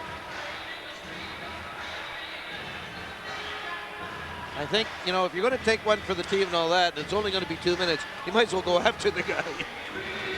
Yeah, if you knew that going in. Right. But it may all work out with a goal. Gilbert Dion will serve the minor. This is one of those opportunities that presents itself throughout a series. It could help you win it. You have to take advantage. Well, that was discipline, not getting into it with Ewing. Golapski. That's what you're counting on Ewan to do for you if you're the Whalers, is to take a penalty like that. He's an extremely fortunate man that he gets out of this with a minor penalty and a 10-minute misconduct. They're only shorthanded for the 2 minutes. Castles feeds it through to Corriveau. 2 men in front looking for Castles. It hit him on the body, bounced to Waugh. He gloves it, and now we got Desjardins and Corriveau introducing themselves. This game is about as aggressive as Patrick Waugh will get. He took a slashing call. He was swinging earlier and a little pushing there. He knows this is a tough game for a goaltender when your team has a problem scoring, even has a problem getting chances. You see the puck right here, flip into his glove. Oh. What's this all about now? There's someone heading to the box. It's going to be Carbonneau and Castles, I believe. They had a little discussion going while we were looking at Waugh and the traffic around the net. Is that a little more unsportsmanlike? Carbonneau, Hartford penalty on number 21, Andrew Castles. 2 minutes each for unsportsmanlike conduct. That's Time the of penalty the du jour. 5 minutes, 13 seconds. From Montreal, Carbonneau. For Hartford, Castles. Matching 2 minutes minors. apiece for unsportsmanlike conduct at 5:13. I laugh at this right here. Ooh, Castles must have taken a shot from Carbonneau. Right there, he did. I laughed after one of the regular season games. I walked out, and there was Andrew Castles talking to all his old teammates there. Carbonneau, Gilchrist, Corson. Now he's battling them. And holding his own quite well. 1.5 minutes to go in the Whaler power play. Their third chance. Poulas steals the puck. Cullen. Out to Zalapski. 1-0 Whalers here in the second. Gilchrist steals a pass. Backhands it down the ice. Missed it earlier. The Whaler goal was scored 11 seconds into their first power play chance. Gilchrist keeps the pressure on. Richards takes over.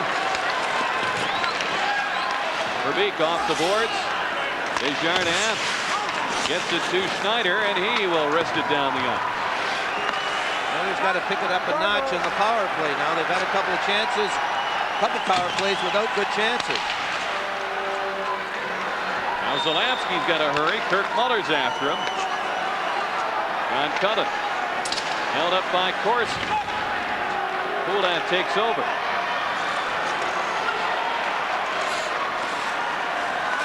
Cullen guides the play in, looks for Verbeek. He tried to one-time it toward the net from an awkward angle and missed.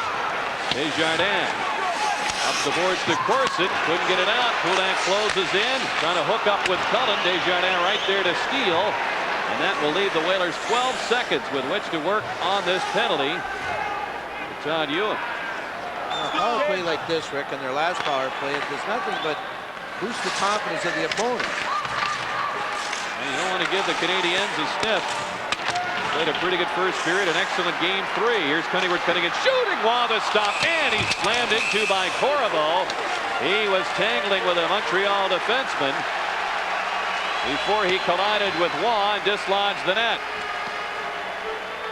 Let's pause for a regional break. You're watching the Stanley Cup playoffs on Sports Channel. The toll-free number displaying now on your screen should be used to respond to the following. This is an important message for U.S. veterans. Whether you serve during peacetime or war, call now for free information about Veterans Term Life Insurance. That's just $1 a week. Benefits are guaranteed never to go down and are paid from day one. Only veterans, spouses, and widows ages 30 to 69 qualify for this $1 a week offer.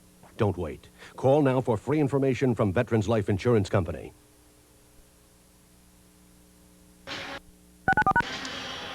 The Whalers will go on another power play, but let's see what happens here. Ivan Corriveau going to the net is cross-checked by J.J. Daniel. Runs into Patrick Waugh. Daniel turning around. I think when the hand went up, that they thought that Ivan Corriveau might have got the penalty for running Patrick Waugh, but it'll be J.J. Daniel who gets the cross-checking call. Now the Whalers have got to increase their intensity level in this upcoming power play. They've had 2 brutal power plays and started their end where they don't go back hard. They're not making the little pass hard.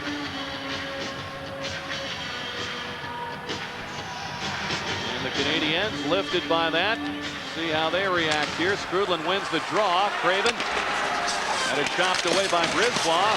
Skrudland ran right into Conroy, and the Canadiens get off to a good start in killing this penalty.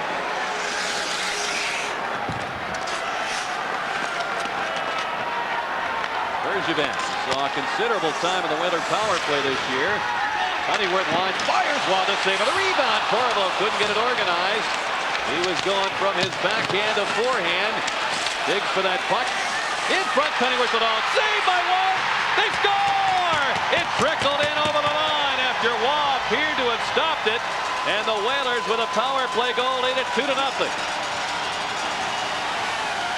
I can't believe this went in. It seemed Patrick Waugh robbed Randy Cunningworth in front of the net. As we take a look at it, good work by Ivan Corriveau. Murray Craven behind the net. You'll see Cunningworth all alone. I'll tell you, Patrick Waugh moved quick to make the save here. No, not really, Rick. I thought he got his leg on it. It went off his glove and in for a power play goal. What work by Ivan Corriveau to get it out to Cunningworth. Good heads up. And there's the shot. Corriveau gets decked behind the net after the fact by, right there, by Skrudland. And Mark Bergevin, who's on the ice, skated in. He says, get away from there. We got the goal. Randy's second of the series at 7:26. Whalers with both goals on the power play. Huda trying to locate that puck. He's got plenty of help backing up the play. Corriveau gets the only assist on the goal. Ivan with a goal and an assist in this game. Corson motors ahead. Slowed up but steps around Huda. Trying to put it in front of the wraparound. Peter Angelo held his ground and Holik zips it rink wide to Jeff Sanderson. Anderson is bumped by Corson. Holik lets one go right into the shin pads of LeBeau. We're just past the 8-minute mark of period 2. 2-0 Hartford. Loose puck. Holik has it. Circles. Pass was blocked by LeBeau. Holik trying to backhand it in front, and LeBeau took it away. LeBeau, who had a goal and an assist for Montreal, figuring in both Canadian goals in Game 3. Verbeek backcourt, belted by Dion. Carbonneau fires Gilbert Dion. Tipped it to Schneider. His drive is wide of the net. He was trying to hook up with Corson. Carbonneau gives it to Dion, back to the point at Schneider. Around the try by Courtnall is over the net.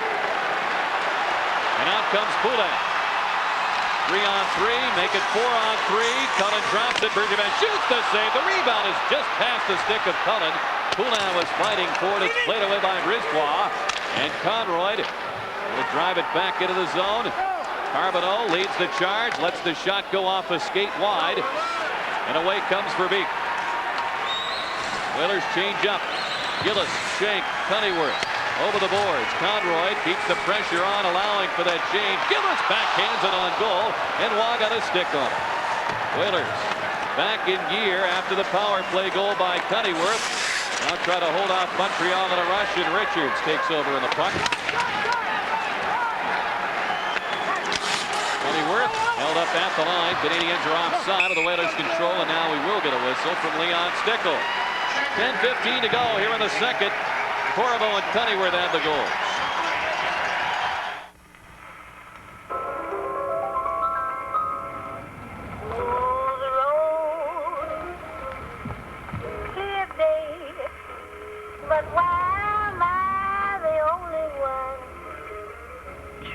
The Lexus LS400 features a very sophisticated suspension system.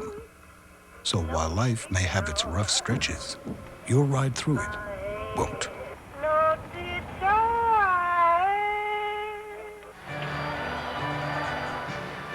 Paul Gillis with an opportunity. He's not getting much ice time, but always ready when it's his turn to get out there. His shots 21-8. This guy's here is wearing his Whaler mask. These guys like him would say to themselves that in this type of game, would I like to be out there tonight? Dino shoots it in for Montreal. At the .0 line, chops it one, it hit Gilchrist. Dino steps ahead, in deep piece of ours. Checked by Zanapski. Craven looks ahead. Continues on. Corvo follows up, out in front to Castles, backhands it. Wow, the stop. He had it under his left leg pad and got the whistle from referee Kerry Fraser. What's really positive about this game is not so much what we're seeing from Castles, Corvo, and Craven. We've seen that for a long time. Just come to me, there are 3 C's that line, aren't they? It'd be easier to say the 3C line, but now Sanderson, Anderson, Holik are starting to come back to form, and you always got Colin Verbeek and the youngster Pullen. A lot of contributions, and here's a little backhand turnaround by Andrew Castles. Yeah, much easier. It saves time by calling, the 3 C's or something like that. All right, we got to come up with a flashier name. Yeah, that's not very good. It's easier, but not very good, obviously. Cullen and Skrudland on the draw. Shank into Cullen, centering off a skate. It was just by Shank's stick. And away comes Skrudland, 3-on-2 for Montreal. Corson will throw it in front. Ladouceur defended it well. Turgeon had poked away by Cunneyworth. Cullen. Eric Desjardins to head back for it. Corson continues into the zone. Haller trying to join the attack. Worked into Turgeon, seeing his first action of the series. Turgeon front to Corson. He went down trying to get a call on Ladouceur. None forthcoming. Shank cuts in. Feeds Cullen. Reinforcements coming off the bench at a change. Cullen dangling with that puck, looking for Shank, who has lost his helmet. Turgeon drives it in. Anderson. 8:45 to go in the second. 2-0 Hartford in front. Pass in front for Muller, turning, shooting, and a stop by Peter Angelo. It was Gilchrist in front. Snyder takes it, walks in and fires well wide of the goal. Anderson to the point. Brisbois has it, shoots, and it's off the skates of Todd Richards. Shank's still out there, and he's trying to desperately clear the zone and get to the bench. Snyder won't let him get there, though. Peter Angelo will get a whistle. Let's pause for a regional break. You're watching the Stanley Cup playoffs on Sports Channel. Open road, mountain high, morning mist, golden sky. Kawasaki, it's where I wanna be. City streets, desert sun, rolling hills, forest run. Kawasaki, it's where I wanna be. Yeah! No matter where you want to be, you can get there on a Kawasaki. Kawasaki, let the good times roll. Let's watch Peter Angelo dive across. He's in a little trouble. He went down early. Somehow he gets his stick on it. Here it is from another angle. You know, that's when you teach young goaltenders, you stay in your feet as long as possible. Frank there just fraction of a second too early, but he was experienced enough to know that he keep going with it. Castles and Gilchrist in this face-off. Ball start, and they'll realign.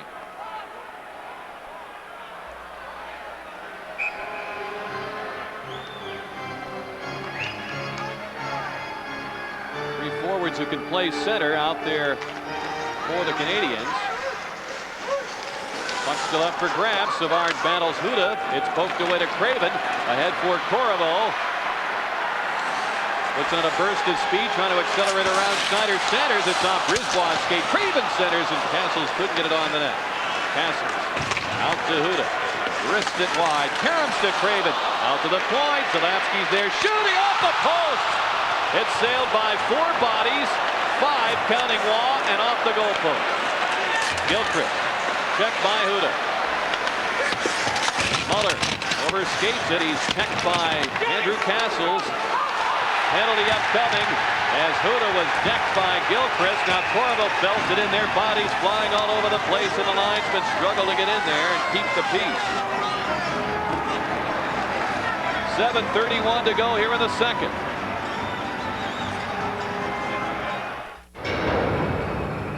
Every sports sedan is supposed to do well in the fast lane. But what about these lanes? At Lexus, we've achieved extremely tight tolerances between all major body panels. So not only does the ES300 look like it's put together well, it actually is put together well. Let's go back to the Zalapski try. Once again, a lot of traffic in front of Waugh. This somehow gets through. I don't know if Castle's deflected or not. Bingo, right off the post. Look where it goes. Just past Murray Craven. This would be the original call here, a tripping call to Brent Gilchrist.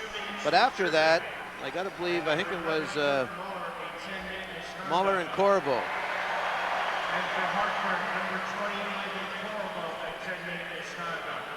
Now the Whalers are going to power play. Corriveau and Muller, misconducts.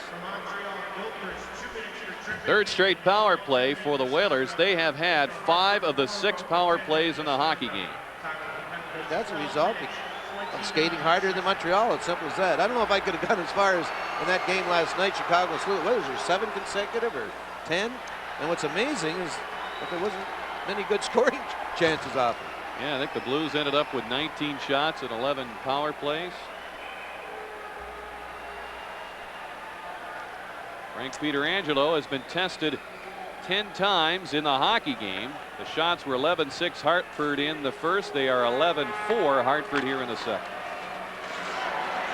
Henry Roberts wanted shots on goal, and he's getting them. And his team with ample opportunity as Pietrangelo makes a stop on a shorthanded try by Desjardins. And the Whalers got a power play goal the last time because they worked hard. Until the final buzzer goes, the Montreal Canadiens aren't out of it, and you should be taking advantage of these advantages you've been given. Figure that out.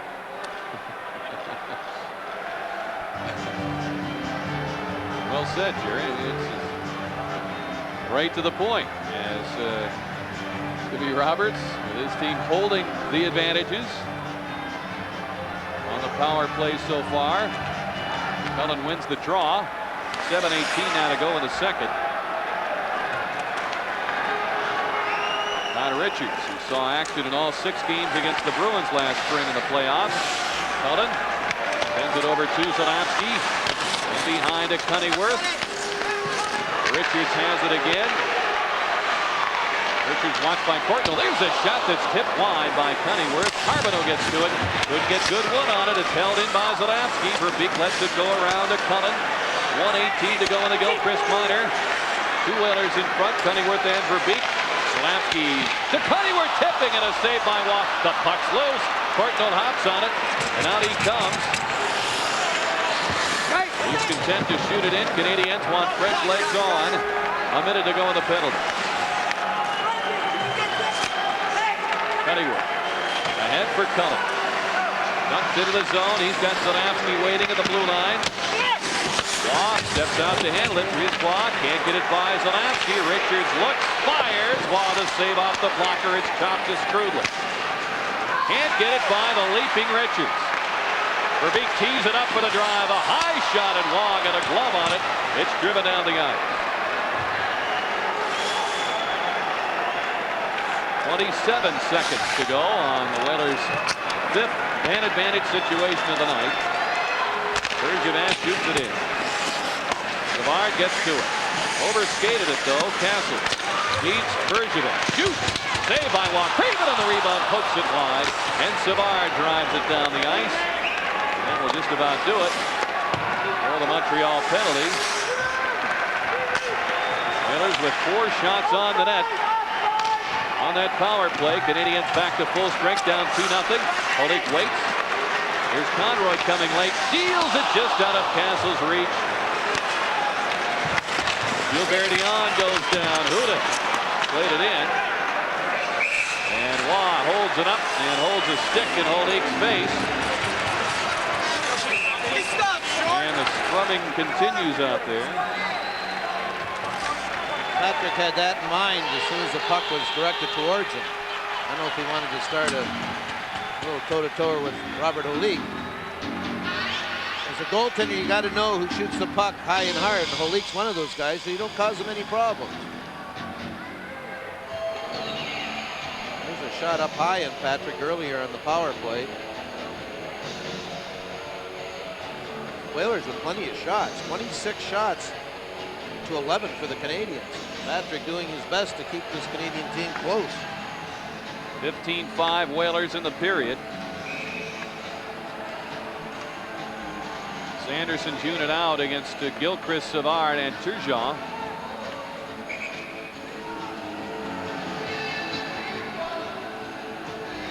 Maybe Roberts readies the next unit for play.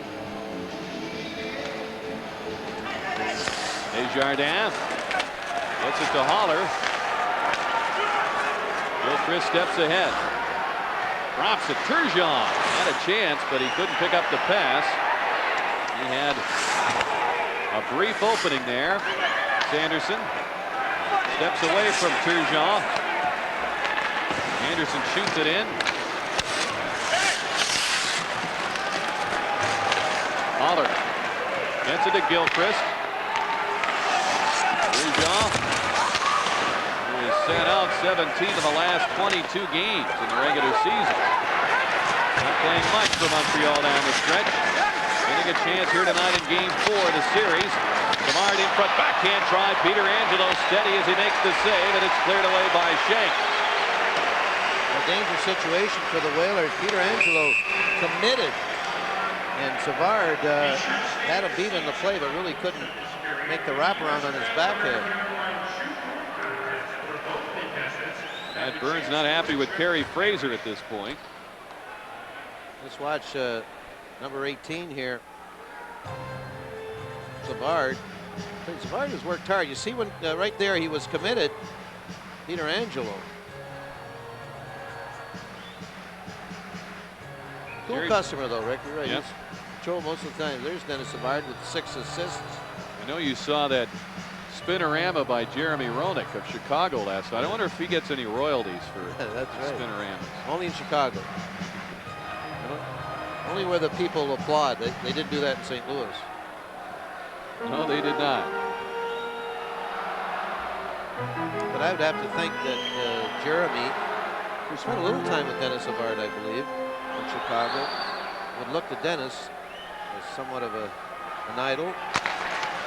Another 10-mile-per-hour on that spinorama move last night. He would have had Savard at his best. a great move, but Savard used to be able to do that at top speed. Strudlin gets it to Courtnall. 3-on-3. Courtnall stood up by Huda. The play's offside. Under 4 minutes to go, second period. 2-0 Whalers.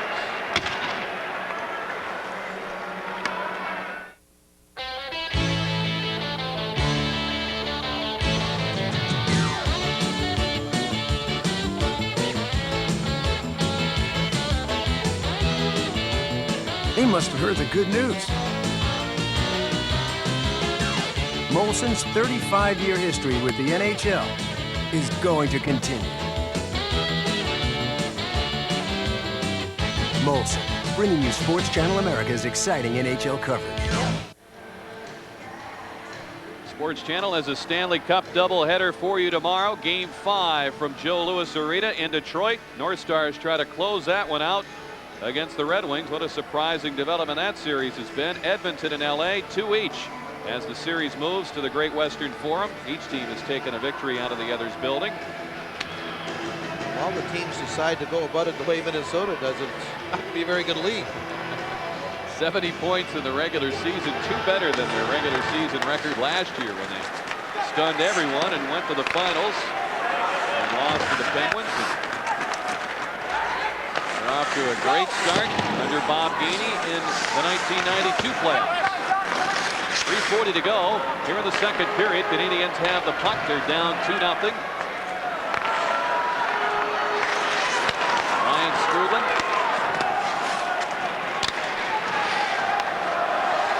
And a circum 5-4. He's stuffed in there by Corson. Got it to Holik. Anderson with speed lets it go. Desjardins got over there with his reach to tip the shot wide. Strudlin. Back around for Corson. Holik looking for him. Gets rid of it. The late penalty upcoming as Craven handles it, and Daniel now controls, and it looks like a Montreal penalty upcoming. See a charge, Rick. He hit Castles from behind. The youngster Gilbert Dion, then he tried to fake him out. He's just worried about scoring goals, this young kid. Now these are penalties you have to stay away from. Castles was in a vulnerable position and got decked from behind. Take a look at it. Right at the top of your screen. Oh, look at that. He knocked the helmet right off his head. See, when your back's turned like that, I mean, what do you know, you can brush the guy or bump into him, but you don't leave your feet. Beyond for charging, creating the Whalers' 6th power play chance of the game. And their 4th in a row. They've had 6 of the 7 power plays in a hockey game. The Whalers have been almost mistake-free to this point, Jerry. Yeah. Be nice to get a goal here, though, because if Montreal, after killing all these penalties, goes in trailing by 2. When you're desperate, a lot of things happen. Castles, Craven, working it to Zelansky. Quick shot, and it's blocked by Carbonneau. It wasn't quick enough. Castles. He's Richards. We get a whistle. And now we're going to get a holding penalty. Castles and Daniel around the net. Let's see what Fraser has in mind. Holik is heading off. Well, this is a double negative, obviously, the penalty. And secondly, Todd Richards was point blank when the whistle went. Not a good penalty here. But they'll be 4-4 for 1:49. Which I'm sure we'll see Russ Courtnall in this situation. He's the fastest of the Canadians. You usually want your quicker players out there when there's more ice to maneuver. Let's take a look at the action in front of the net. I haven't seen the hold yet. Right here, he probably has his right hand on his stick. That's another thing officials emphasized in the pre-series meetings. Holding with the stick. With the empty hand? Yeah. If it was empty, they wouldn't be holding. The free hand. The free hand. Zelansky. Murray Craven. And Castles work in front of Zelansky and Mark Bergevin. Courtnall and Carbonneau. Schneider and Brisebois to force him out there. Loose puck. Castles has it. Shoots! And it's blocked in front. Courtnall races after it. Bergevin trying to shut him off. He does so, and Randy Mitten had nowhere to go.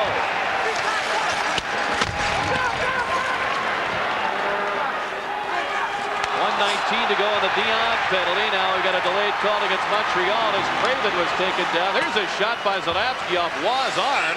He appeared to straighten up.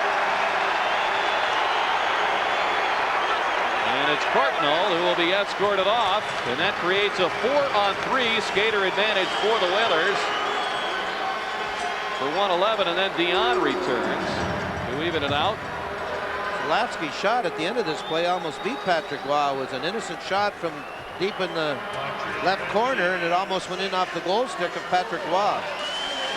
Here's Courtnall on the original rush for the Canadiens. Good hard work by Bergevin to catch up with Courtnall. You know, when you stop skating in a situation like that, you usually get a hooking call, but he kept with it.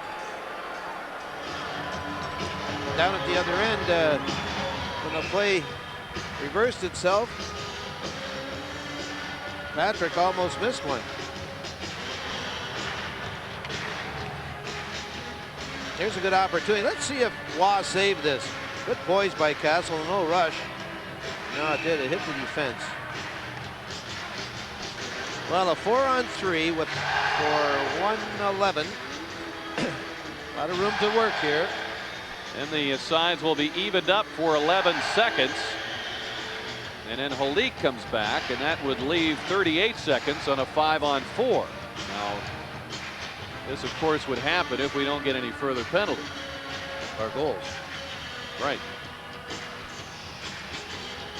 Cunnyworth, Cullen, Richards, Conroy, the Whalers on the ice. Daniel lifts it off the boards. Not out. Conroy hurried over there. It's taken out by Daniel and cleared down the ice. Montreal will send Skrudlin over the boards as the lone forward in front of Daniel and Desjardins. Under 2 minutes remaining here in the second. Raiders trying to up their lead with the power play advantages, and they've had numerous opportunities. Daniel has an easy time getting to that dump in, and it's cleared out. Raiders have to work a little harder, Rick, at getting control in the Canadian end. Not much of a plan here. 30 seconds on the Dion penalty. That will even out the manpower situation for 11 seconds. Cullen closes in. Zalapsky one-times it, blocked by Daniel. He taps it to the line once again. Well, this time it did get out as Richards had trouble controlling it. Skrudlin is digging for it. Daniel pried it loose. Drives it off Cunnyworth. Wholesale change for the Canadiens. Brisebois, Schneider, and Carbonneau are on the ice. Lead pass. Cullen couldn't get to it. As the teams are at even strength. For 5 seconds, Holik will then return. It'll be a 5-on-4. For 38 seconds, that's the situation. 50 seconds to go in the period. Craven out of Bergevin. Sails it in off the glass, and it just turns wide and in a glass support. Nearly went in as Waugh stepped behind the net. Zalapsky, 2 men in front, Craven. And it's taken away by Carbonneau. He'll challenge Zalapsky. Backhander is deflected wide. Castle steps into his man Corson. 18 seconds to go in the period. Canadiens just about at full strength. Courtnall now returns. They are back to 5-on-5 in a skating situation, and it's wristed away by Craven. This is icing if they get there in time. Schneider will with under 4 seconds remaining in the period. 3.8 seconds. The magic number is supposed to be 4 to pull your goaltender without worry of an empty net goal. Let's watch that shot that caromed off the glass. This will come directly in front. Patrick out to behind the net. Whoa! No, he might have got it if it was on the net. Here it is from another angle. Rick, with 4 seconds left, we can go back to the goal by Adam Oates in overtime for the Boston Bruins the other day. A shot right from the draw. I don't think this will happen here unless a right-handed shot takes it. But it seems Skrudlin will be taking this draw. They left Patrick Waugh in. they say 4 seconds and it's 3.8. You can't take a chance in case your mathematics is off or something. Or the timekeeper is. Or the timekeeper is. But these guys are neutral. Whereas Springfield in the old days, you'd have 3 or 4 minutes to score that.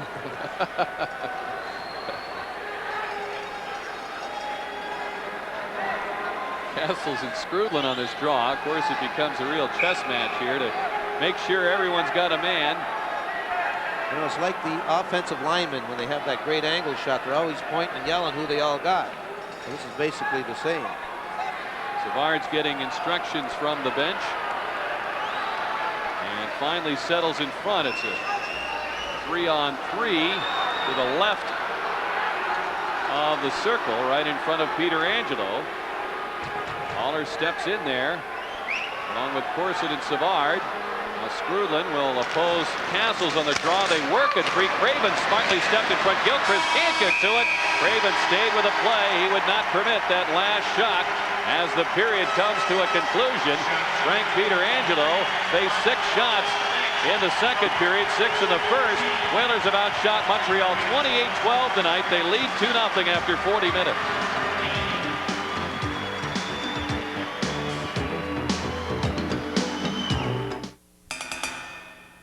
The Jets with a big surprise over Smythe Division champion Vancouver.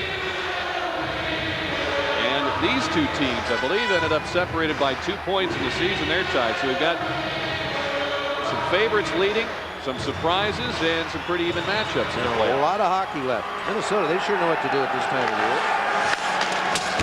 Scrudlin, belted by Huda. Corson slides it in deep. Horrible and Muller are serving the remaining time of their 10-minute misconduct penalties to start the third. Waugh holds it up for Desjardins. Shots 28-12 Hartford through 40 minutes. And pass hit Mikhail Anderson, bounce to Jeff Sanderson, brought away by Trujaw. He slips it to Scrudlin. Corson forced behind the net by Holding. Corson still has it on the wraparound. Is met. Shot by Desjardins. They score! It's sent in off a skate. Scrudlin got tangled up in the goal mouth. The Whalers complained that that puck was kicked in. Kerry Fraser, it would appear, does not see it that way. We may have a video goal judge interpretation here. That's right. I got to believe that Scrudlin, from up here, look, you see Kerry Fraser asking for the phone. He'll call the video goal judge. I kind of think that he put his leg out to put this in. Here's the shot by Desjardins. Sure. I don't know if it was intentional or not, but he did kick that in. What a big call. Jim Lord's the video goal judge up here. He gets to make the call, too. What a huge call this is. Oh, come on! Kerry Fraser getting plenty of opinions down at ice level.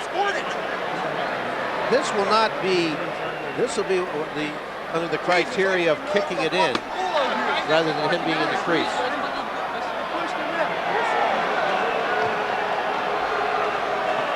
I can't read lips, but it seemed to me he said, you're saying that he didn't tip it. What is it? I didn't even know it was a fucking goal!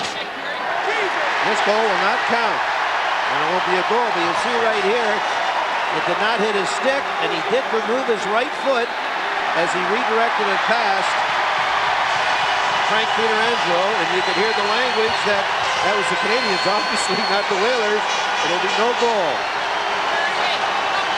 Plenty of referees in the stands agree with that call. Shane Corson and Brian Scrudlin continue to argue on behalf of the Canadians. And what's great about this rule, that it takes the pressure off the referee. By a skate. The referee does not make the decision. The video replay, man, whatever you call them, what do we call nowadays? 2 minutes for holding. Time of the penalty, 40. Huda gets a holding penalty out of this, but the goal is disallowed, and Jerry, I agree with you. It takes the pressure off the referee. The video goal judge has several views in most cases of plays like that. He's obviously at a better spot in a lot of cases to make the call, and I think it's a great addition to the NHL this year using replay. As long as the referees don't abuse it, in other words, take all the pressure from themselves by asking for this replay all the time. We'll take one more look at it. we'll probably, now that we know what we're looking at, we'll find the holding call to Doug Huda in the same play. He does have a hold of Brian Scrudlin. You can see Scrudlin right there move his leg. It seems to me that he intentionally directed the puck in. And Jerry, I think that is the concern in the NFL. The effective instant replay there is that the officials are a little gun-shy about making a call because there have been so many reversals. But here in hockey, it's only used to determine whether a goal counts or not.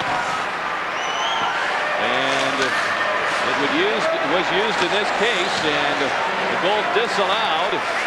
Apparently kicked in by Scrudlin. Huda off for holding. This is only the second Montreal power play opportunity of the hockey game. Savard looks for skating room. Dion leads it for Schneider. Brisebois wrists it across. It's tipped by Craven to the corner. Bergevin stepped in there ahead of Gilchrist, and Craven takes a hit, but he gets the job done in clearing. Brisebois quickly steps back in, lost it, and Craven will send the Canadiens all the way back. 1:10 to go in the penalty. Score remains 2-0 Hartford. Gilchrist deals it to Savard. Kept wide by Zalapsky. Gilchrist picks it up. Savard to Schneider. Readies for the one-timer. Glove save by Frank Pietrangelo. 47 seconds to go on the penalty. Hey, that looked pretty easy.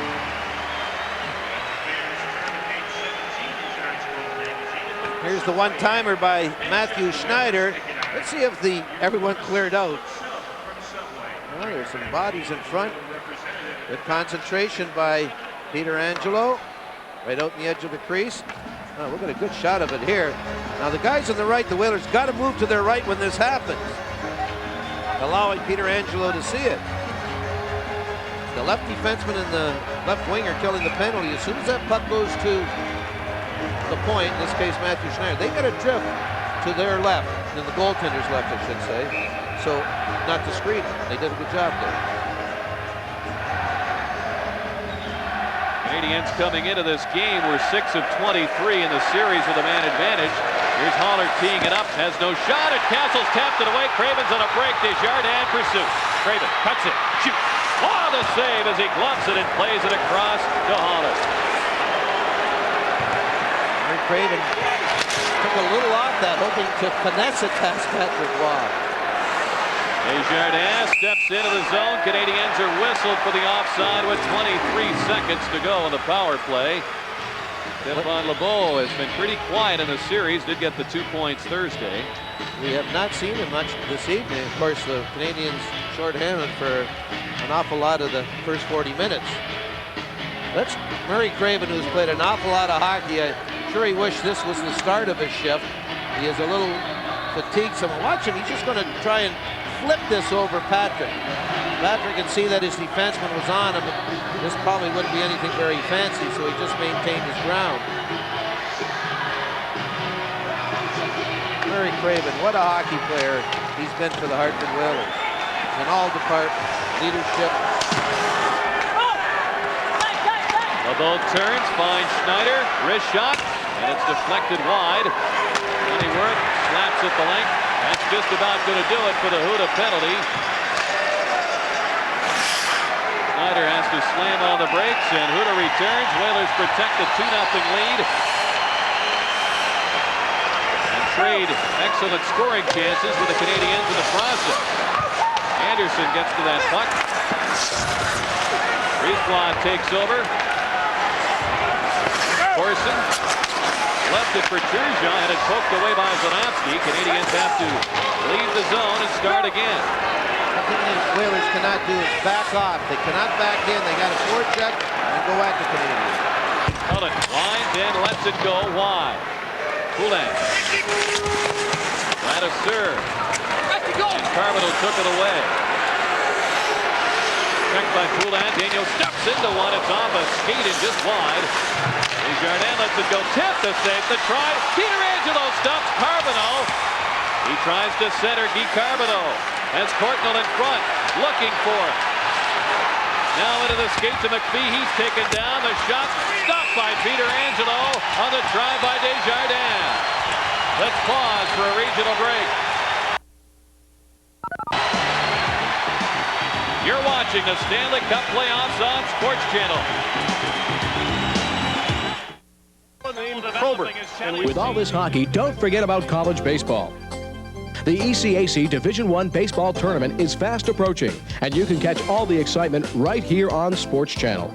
Watch as the top teams in the Northeast challenge each other for the right to play in the College Baseball World Series. Join Mike Gorman and Ron Perry as they bring you live coverage of the Eastern College Athletic Conference Baseball Tournament. Coverage begins Friday, May 15th and continues on Saturday, May 16th.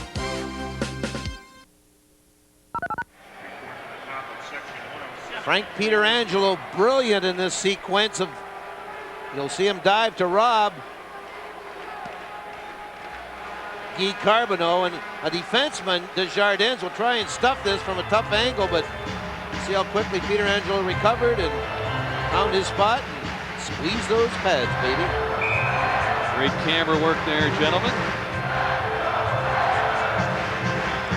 Readies himself with his face-off involving Gillis and Gilchrist.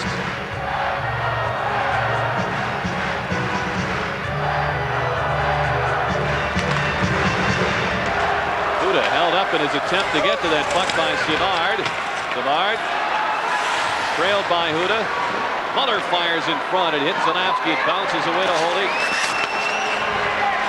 Daniel trying to connect with Muller. Off the boards for Gilchrist. Taken off the puck effectively by Huda. Muller storms in there for Gilchrist. Going to stuff it home at Pietrangelo. Trade excellent scoring chances with the Canadiens in the process. Anderson gets to that puck. Brisebois takes over. Corson left it for Turgeon, and it poked away by Zanavsky. Canadiens have to leave the zone and start again. What the Whalers cannot do is back off. They cannot back in. They got a forecheck and go at the Canadiens. Cullen lines in, lets it go wide. Poulin. Ladouceur. And Carbonneau took it away. Checked by Poulin. Daniel steps into one. It's off a skate and just wide. Desjardins lets it go. Tip to save the try. Pietrangelo stops Carbonneau. He tries to center Guy Carbonneau. As Courtnall in front, looking for it. Now into the skate to McPhee. He's taken down. The shot stopped by Pietrangelo on the drive by Desjardins. Let's pause for a regional break. You're watching the Stanley Cup playoffs on Sports Channel. With all this hockey, don't forget about college baseball. The ECAC Division I Baseball Tournament is fast approaching, and you can catch all the excitement right here on Sports Channel. Watch as the top teams in the Northeast challenge each other for the right to play in the College Baseball World Series. Join Mike Gorman and Ron Perry as they bring you live coverage of the Eastern College Athletic Conference Baseball Tournament. Coverage begins Friday, May 15th and continues on Saturday, May 16th.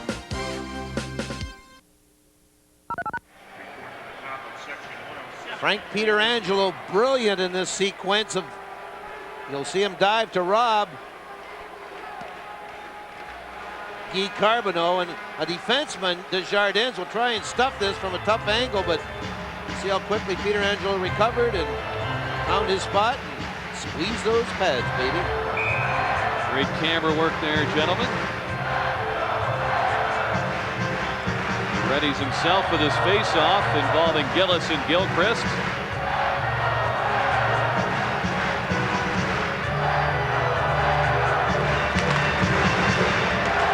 Huda held up in his attempt to get to that puck by Savard. Savard trailed by Huda. Muller fires in front. It hits Zanavsky. It bounces away to Holy. Daniel trying to connect with Muller. Off the boards for Gilchrist. Taken off the puck effectively by Huda. Muller storms in there for Gilchrist. Going to stuff it home, and Pietrangelo made the stop. Savard circles away from Gillis. Still has it. Reaching back for those old moves. Gillis trying to kick it loose. Zanavsky knocks it down with a high stick, and Fraser right there to blow the whistle. The Whalers get the much-needed break. Now the Canadians are coming a little bit. Someone's going to have to come to the front for the Hartford Whalers. They're just spending too much time on their own end. Latz gets hit by Savard. Good stick work here by Peter Angelo, getting it, deflecting the puck wide. Boy, the Canadians have been successful in coming out of the left of the net. And I think one of the reasons for that, Rick, is that the defenseman who's in front of the net is leaving too early. He has got to leave the guy behind the net. Leave him there, he's not going to score from there. But once you commit, that gives the guy the opportunity. We've seen that through the whole series. Skrudland trying to muscle it toward the goal. Conroy to Corvo, can't get it out. Schneider, the wrist shot, and it's wide of the net. Dion was causing all sorts of difficulty for Peter Angelo, who's yelling at Fraser. He thought he'd been interfered with. Skrudland on the center, picked off by Todd Richards. Oilers trying to weather the storm here early in the third. The Canadians coming out strong, down 2-0. Conroy knew he was going to get pounded there by Skrudland. Now Richards risks it out of trouble. Griswold picked off by Castle. Sends it ahead for Corvo. Craven's with him. Corvo looks, feeds it through. It's deflected behind Craven by Schneider. Craven struggles with Griswold. Played out to the point. Lattis serve. Belted there by Corson. Whalers just dump it in.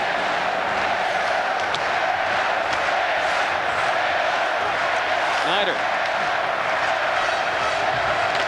Deep Cullen. Cunnyworth, the unit on. Carbonell. The lead poked away by Bergevin. And a serve. Heads for some refuge. Gets away from McPhee. Puts it on Cunnyworth's stick. Played nicely by Desjardins. We got the whistle for the offside. 14-14 remaining here in the third. Cunnyworth and Corvo have the goals.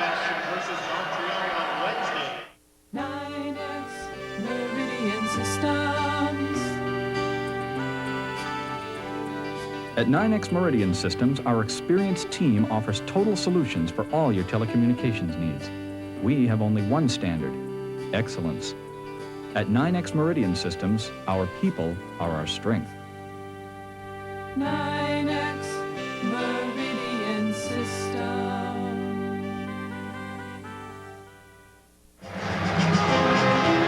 Weather fans, this break in the action is a good time for you to break open an ice cold Budweiser and enjoy that clean, crisp taste. Nothing beats a Bud. Ready in case he gets hit. Those fans, I guarantee you, they were here on the other game Thursday. Desjardins carries it, sends it in. Canadiens finally getting the forechecking going here in this third period. Aller mishandles it. It's help from Turgeon. He steps through there, can't slice through the defense though. Konopsky around for Bobby Holik. Oilers play it down the ice, and this is going to be an icing call. Jerry, what's missing as the Whalers try to come out of their end here? Well, the Whalers are playing this period like there's 30 seconds left and they're up by the goal. Every time they touch it in their end, they're just driving it out. They're not having any purpose with control in their end. They have to come out as a team. Every time the wingers get it on the boards, they're just turning and just shooting it down. This has been the 4th or 5th or 6th face-off in the Whalers' end as a result of icing. The defensemen, when they're shooting around the boards, aren't doing it with any zip, putting these wingers in a little jeopardy. They're just not coming out of their end properly. That's the key part. That the smoother you come out of your end, and the more able you're to come out of the end, the least trouble you're going to get in. Look at the Winnipeg Jets. That's one of their strengths, is their ability to come out of their end. Turgeon with a drive. It's blocked by Richards. Snapped away by Conroy, ahead to Corvo. Passes back to Corvo. Fires while the stick save. Rebound is left, and LeBeau sweeps it ahead to Turgeon. Courtnall speeds through. Courtnall out of Griswold. He got tangled up with Turgeon. The Whalers thwart that attempt, and they will ice it once more. 13:09 to go here in the third. Whalers have the 2-0 lead. Happy trails to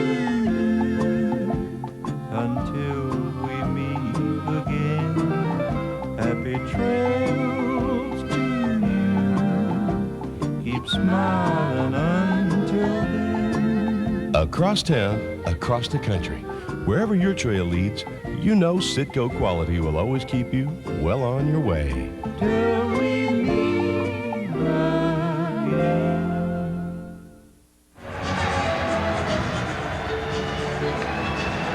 2-0 Whalers, 13:09 left. Other games in the Stanley Cup playoffs tonight. 4-4, the Sabres have tied up Boston for the third time tonight. They're in the third at the odd. 5-1 wash. They'll take a 3-1 lead if they continue in the series, if they continue to hold on. And the Rangers in an unbelievably important game have gone ahead 2-0. I haven't seen who scored, but I know Mark Messier's probably got one.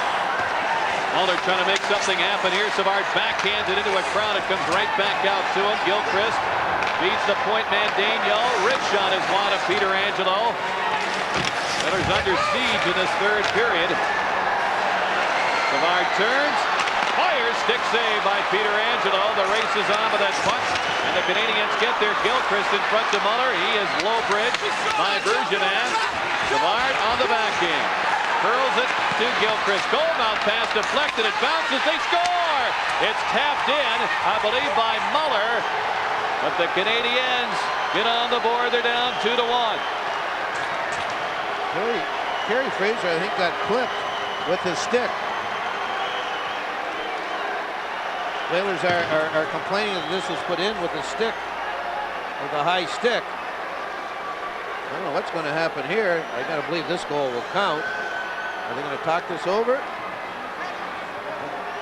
Regardless, well, it's certainly it's an important time of the game, but the Whalers have just been back on their heels for the first 7.5 minutes. You don't beat the Canadians or any team back on your heels. This goal will count.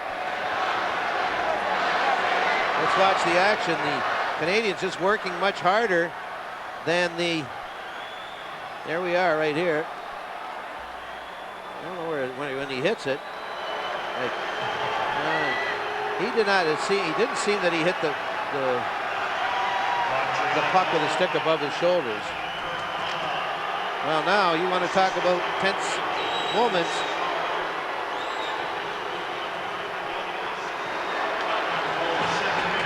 Muller gets the goal, number 2 in the playoffs for him from Savard and Gilchrist at 7:28 of the third. We've had 1 goal in each period in this game 4. Zanowski ahead for Holik. Fires, it's blocked by Schneider. Holik turns to find it, gives it to Anderson, trying to hook up with Sanderson, and it was broken up by Schneider. Portnoy melted by Bobby Holik. Ron Lodeline got up on the bench to say something to Holik about that hit. Schneider drills it off the board. Zanowski stepped in front of Strudel to play it. Zanowski can't get it by Corson. Plenty of hockey to go in a 2-1 game. We get a whistle as they pin the puck and freeze it along the boards. Well, hopefully that goal is the tonic the Whalers needed to get back in the forechecking department, taking the body and going after the Canadians. I mean, you could, from the moment the puck was dropped at the start of this period, you could see that goal coming. You know, you win because of your success in forechecking, and you lose because of your failure to forecheck. Let's go up above to look at that goal. Savard with a lot of effort in this particular goal and controlling the puck. Well, the puck will be in the air. No argument there. In fact, that was a terrific play by Kirk Muller. Richards forced back. He works with Conroy. Pennyworth, Cullen, and Verbeek trying to get some attack generated here. They'll have to regroup. Desjardins brings it out. Conroy stepped up to support the play. Long will handle it, fumbles it. Canadians recovered. Dion slowed up by Pennyworth. Pennyworth drives it in deep to Verbeek. Passes has joined him up front. Minister holds it in. He'll just feed it back down the boards.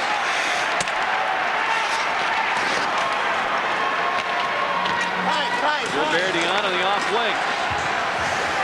Lets it go from center. Peter Angelo with a stick save. Canadians change picked it up. Muller's right back out there with Savard and Gilchrist. Castles steps away from Savard. Muller on a steal. Cuts in. Savard quickly joins him. The pass was taken away, though. The shot hit the side of the goal. The puck squirts to Bergevin. Kicked out of the air by Gilchrist. Savard lost control of it. Now Muller has it. Muller trying to center.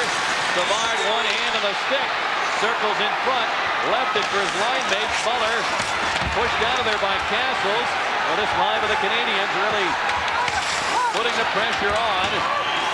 They're either going to score a goal or force a penalty, it seems, with the way they're going. Gilchrist plays it back in. Both teams want to make changes. Anderson swings by. Anderson can't get to the pass. Bergeron had it swept away by Zanowski. Bobby Holik on the move. Morrison trying to find an angle with which to check him. Anderson saw that elbow coming from Snyder. Anderson continues to work in there. Gave it up, though, to Turgeon. Back comes Corsi. Zanowski keeps an eye on him. Huda tracks down the puck. Got Holik waiting in the wing. Anderson cuts in. 9:10 to go in the third. Canadiens have sliced into the lead. It's 2-1 Hartford coming on a steal. Places it in behind the net. Honeyworth in a hurry. Desjardins got rid of it. Conroy with a wrist shot deflected off the Canadien and bounced wide. Turgeon on the move. And a step around Richards. He does. Turgeon shoots. Kick save by Peter Angelo. Turgeon still with the play. Lost the handle to Cullen. Wristed out to Holik. Turgeon with a burst of speed. That's the best thing you can say about him. He's fresh. That is certainly the case. As mentioned, he's been virtually inactive in the final weeks of the regular season, trying to contribute to the cause here in the playoffs. For me, walks in, shoots off Waugh's shoulder or the shaft of his goal stick. It ends up in the crowd. Let's pause for a regional break. You're watching the Stanley Cup playoffs on Sports Channel. Get ready for Hartford Whaler playoff action. The Whale takes on the tough challenge of knocking off the Montreal Canadiens in the Adams Division battle. Where? On Sports Channel. Game 5 is set for Monday night at 7:30. The toughest and most talented fighters battle it out each week on World Championship Kickboxing. With every bit of feet, fist, and fury they can muster, these fighters strive to be called the world champion. Get a kick out of World Championship Kickboxing right here on Sports Channel. Sylvain Turgeon down the left side with good speed. He can score, as we know. As New Englanders know. Frank Pietrangelo in good position. Let's see where Patrick Waugh takes this. Pat Verbeek having a little problem as the puck escapes him somewhat, but this will go up off the, let's say, the right elbow. All right. Shots in the period 4 for the Whalers, 8 for Montreal, and all of those Montreal shots have been excellent opportunities.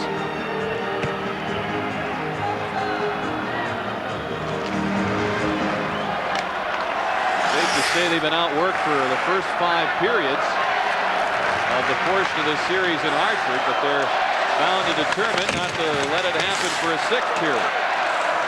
Gilchrist can't get by Conroy. Here's that line again for Montreal. In front of our shoots. Great save. Peter Angelo. Muller has it. Peter Angelo doesn't know where it is. It's on Gilchrist's stick.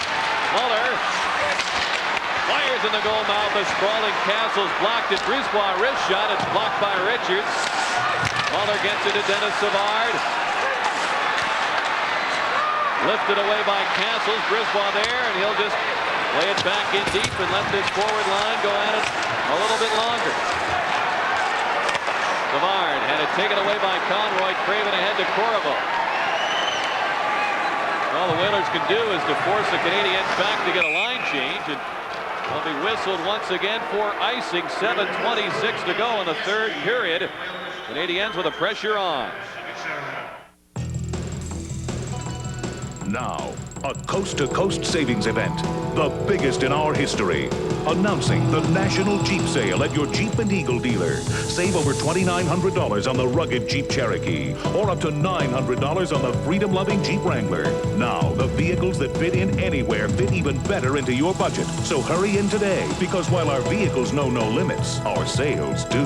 Get the advantage at your New England Jeep and Eagle dealer now.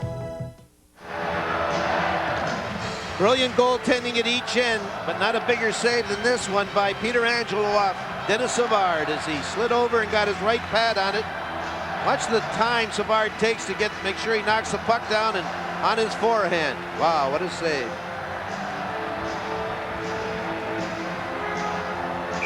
That line of Savard, Gilchrist, and Muller, they're just, and it's very simple, they're just working their tail off.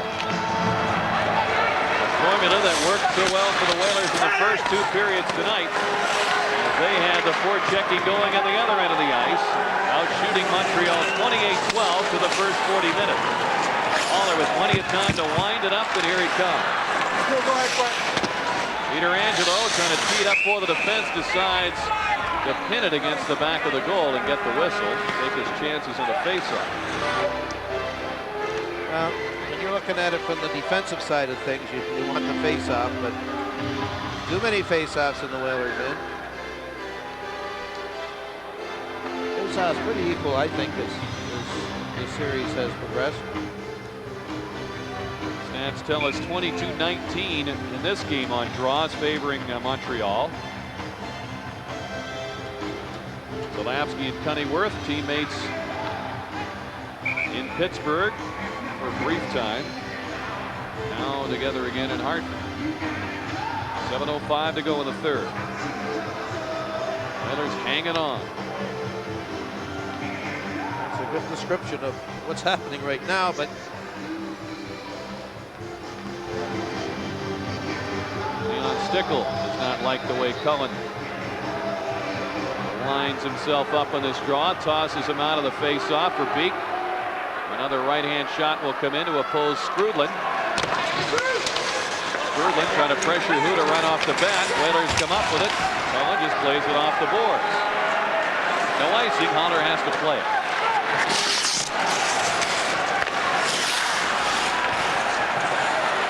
Russ Courtnall. Pass blocked by Verbeek. Taken at center ice by Skrudland. McPhee trying to cut into the zone. He just ran over Zarley Zalapsky. Huda lifts it off the glass, and it's icing.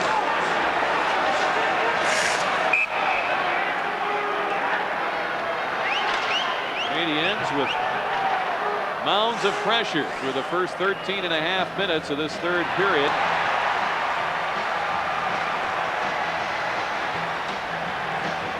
Mike McPhee collides with Zarley Zalapsky right here. Crunch. Now, that's what the Whalers were doing the first part of this game. Mike McPhee, who's been a great player for the Canadiens over the years, especially in situations such as this, but he's sort of slowed down somewhat. Mike McPhee might be Mike McPhee of the Ottawa Senators next year, maybe. Who knows? Classy guy. He's been a good player for a long time. As we like to say, a big goal type of guy, but you look at his record in recent years in the playoffs, he's only had 2 goals in his last 25 playoff games. That shot is hooked wide by Turgeon, played away by Holik. Corson can't get it by Holik. On ahead for Murray Craven. He's trying to spring Jeff Sanderson, trying to get in behind Snyder. Sanderson to Holik, shooting wall to stop. Oh, a beautiful chance for the Whalers there as Corson maneuvers ahead. Backs off the Whaler defense. Ladouceur takes the puck away. Turgeon piles into that corner. Ladouceur lands with the puck and another draw coming. Under 6 minutes to go here in the third. Whalers lead by 1. 9X Meridian Systems presents the new phone. I'm not touching it. Me either. Well, someone's got to. Don't look at me. Someone get Marge. Marge? Yes. How do you work this? Well, just look at the window. Not that window, this window. They're using North Star, an advanced phone system, yet the window makes it incredibly easy to use. You've just got to see it, and this free video can show you. Get your free tape by calling 1-800-NORTH-STAR now. Well, Patrick Waugh, who hasn't had much work this period, makes a great save here, and Robert Hulik off the one-timer. That might have hit a leg and changed directions, but Patrick knows it's a tough game. When you're controlling all the play, you trail by a goal that you can't let in a goal. 5:57 left. Jerry, I know it's a little different situation with the Whalers down 2-1 trying to tie the series than 2 years ago when Hartford led the Bruins 2-1 here and could have taken a 3-1 series lead had they won the big game at home. But I liken this game to that one. The Whalers ultimately blew a lead and lost the game. As far as its importance to the franchise to win this kind of game that can turn things around. I agree. This is much more important than that game they lost against Boston. Savard in front. And Muller couldn't tip it on goal. Away comes Corvo. Going to dance around the defense. Lost the puck to Danger. Gilchrist. Slowed up by Huda. Golaski. Beeks. Pecked along the boards by McPhee. Schneider wrists it in. Golaski takes it. Portnoy hoping he had someone driving to the net. Did not. Huda gives it to Verbeke. Ahead for John Cullen. Schneider. Huda gets there. Around to Pat Verbeke. Lead pass well in front of Cunnyworth. Portnoy left it for McPhee. Golaski gets there ahead of Struble. John Cullen. Whalers haven't made a pass out of their own zone in this period. 4.5 to go in the third. Brisbois ahead for Portnoy. Lines, fires. Peter Angelo the stop. LeBeau in there for the rebound. Bergevin gets it away from Dion. Cullen. Even up to the defense. Malik.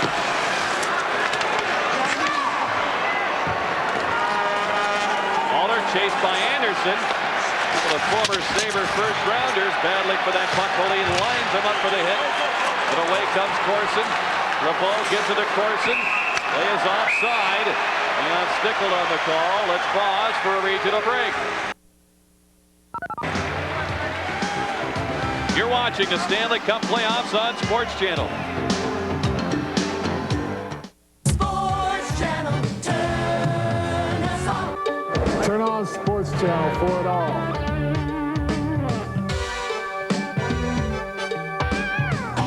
Again to Hicks. He's got plenty of running room again. 1-1 pitch. Right center field. It comes celebration. Sports Channel, turn us on.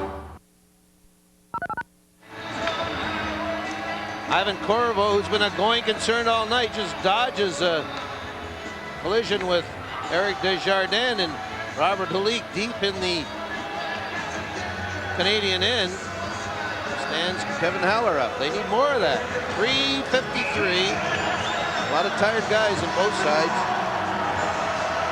Raven Castles, Corvo the unit out there. Conroy takes it. Ritchie. Lay it in there for Corvo. Haller tapped it away. Richards has it again. Bounces one in. Waugh skipped to the side of the corner. Castles takes it. Circles. Gets it in front. And it taken away by Haller. Away he comes. Savard and company, the unit on for Pat Burns. And Savard piles into Todd Richards. Big collision in the corner. Brisbois lines, fires off a skated in. Castles in the foot. He's favoring it a little bit now as Corvo will drive it in on a line change. Waugh makes the stop.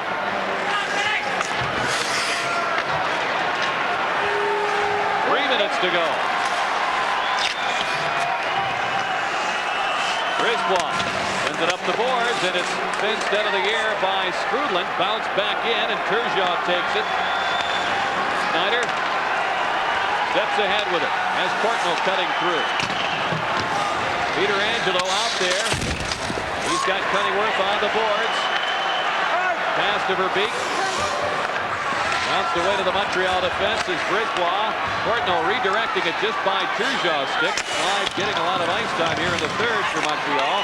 And Verbeek steps away, gives it to Cullen. Cullen cuts in. Lets the shot go while the stick saved, and the puck ends up in the crowd with 2:20 to go. Regulation time. Whalers leading 2-1. What a cool play by Frank Pietrangelo. He took the puck, let everyone drift aside. He calmly got it up to the left wing. He's got great poise. It's been a very difficult year to have that confidence in yourself, because of course he played 5 games early in the season for Pittsburgh, suffered a back injury in November, and as he says, Scotty Bowman didn't see fit to use me the rest of the way, and I went in there and said, hey, look, give me a chance to play somewhere else. I know I can play in this league, and he's convinced Jimmy Roberts of that, certainly. Well, in this period, he's faced 10 shots.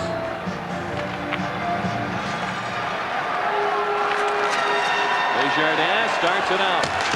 Steps away from Sanders. Pietrangelo out to help the defense. Out of serve. That's by Corson. The puck bounces as it's flipped toward the net, sent wide by LeBeau. Corson chops at it, and the puck is covered by Pietrangelo. Canadians diving out there to try to prevent the Whalers from not only leaving the zone, but to get that one toward the net. One thing's very important right now. When the Canadians shoot it in, the wingers have got to bust their butt to get back to the point positions. They have to know, and the defense who are retrieving the puck have got to know that's where the puck will eventually end up. A lot of goals like this and these desperation goals originate from the point, because you know the defense are going to rush up with the play and do anything they can to stay in. So when you're a winger and you come back, you got to come back and make the turn in that area. Young Jeff Sanderson will oppose LeBeau on this face-off. Jeff looking for his first point in the series.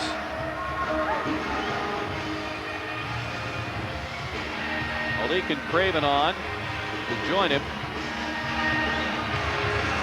Canadians have it. Daniel checked by Marc Bergevin, who's trying to get a whistle. Pried loose by Corson. LeBeau.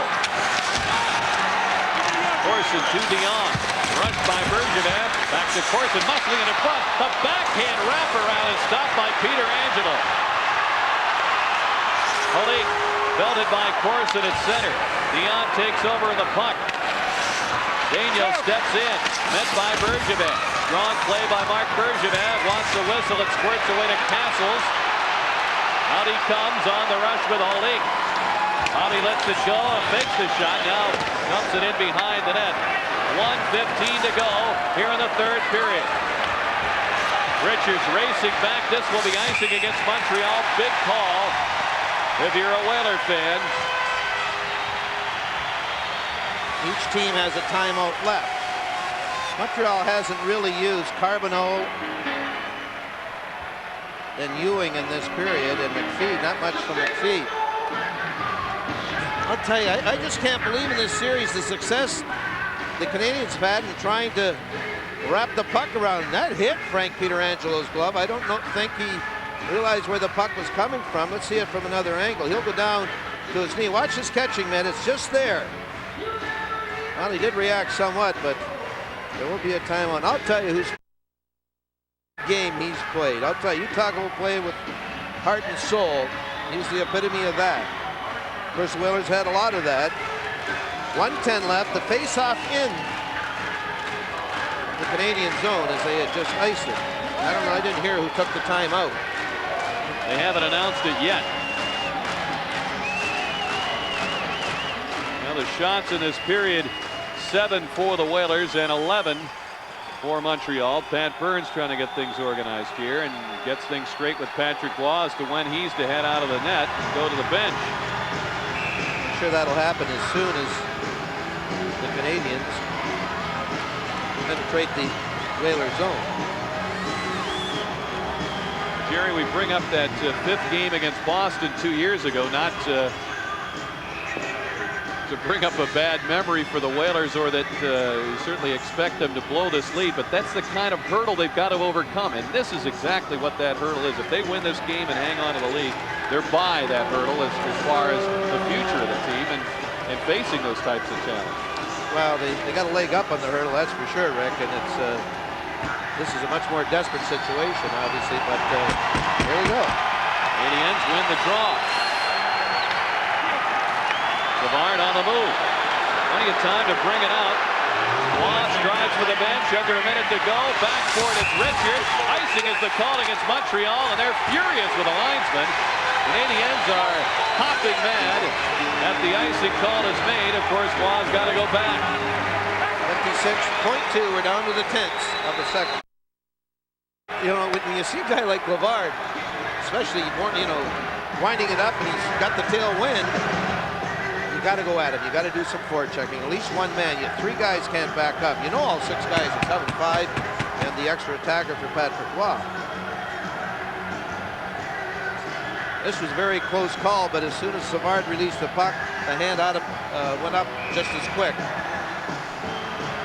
Kerry Fraser went right down and said to Stickle and Mitten, good call. I don't think they were worried about touching the puck.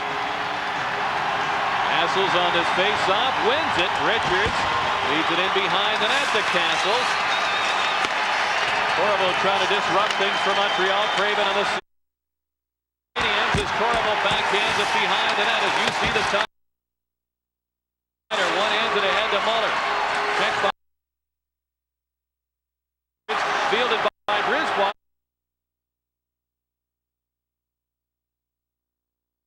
Ahead, he's onside, he's in alone, he scores.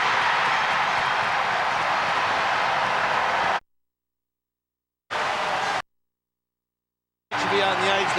They're the whole team. Corriveau. Very quick. Going to take a timeout now, so it's obviously Canadians. Watch Murray Craven. Now watch what he does here. I love this.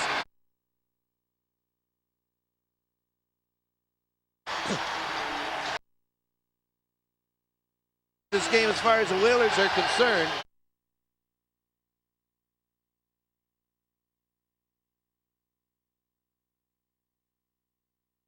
which hopefully that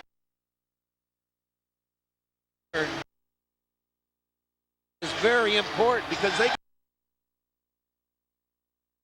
I think, way tougher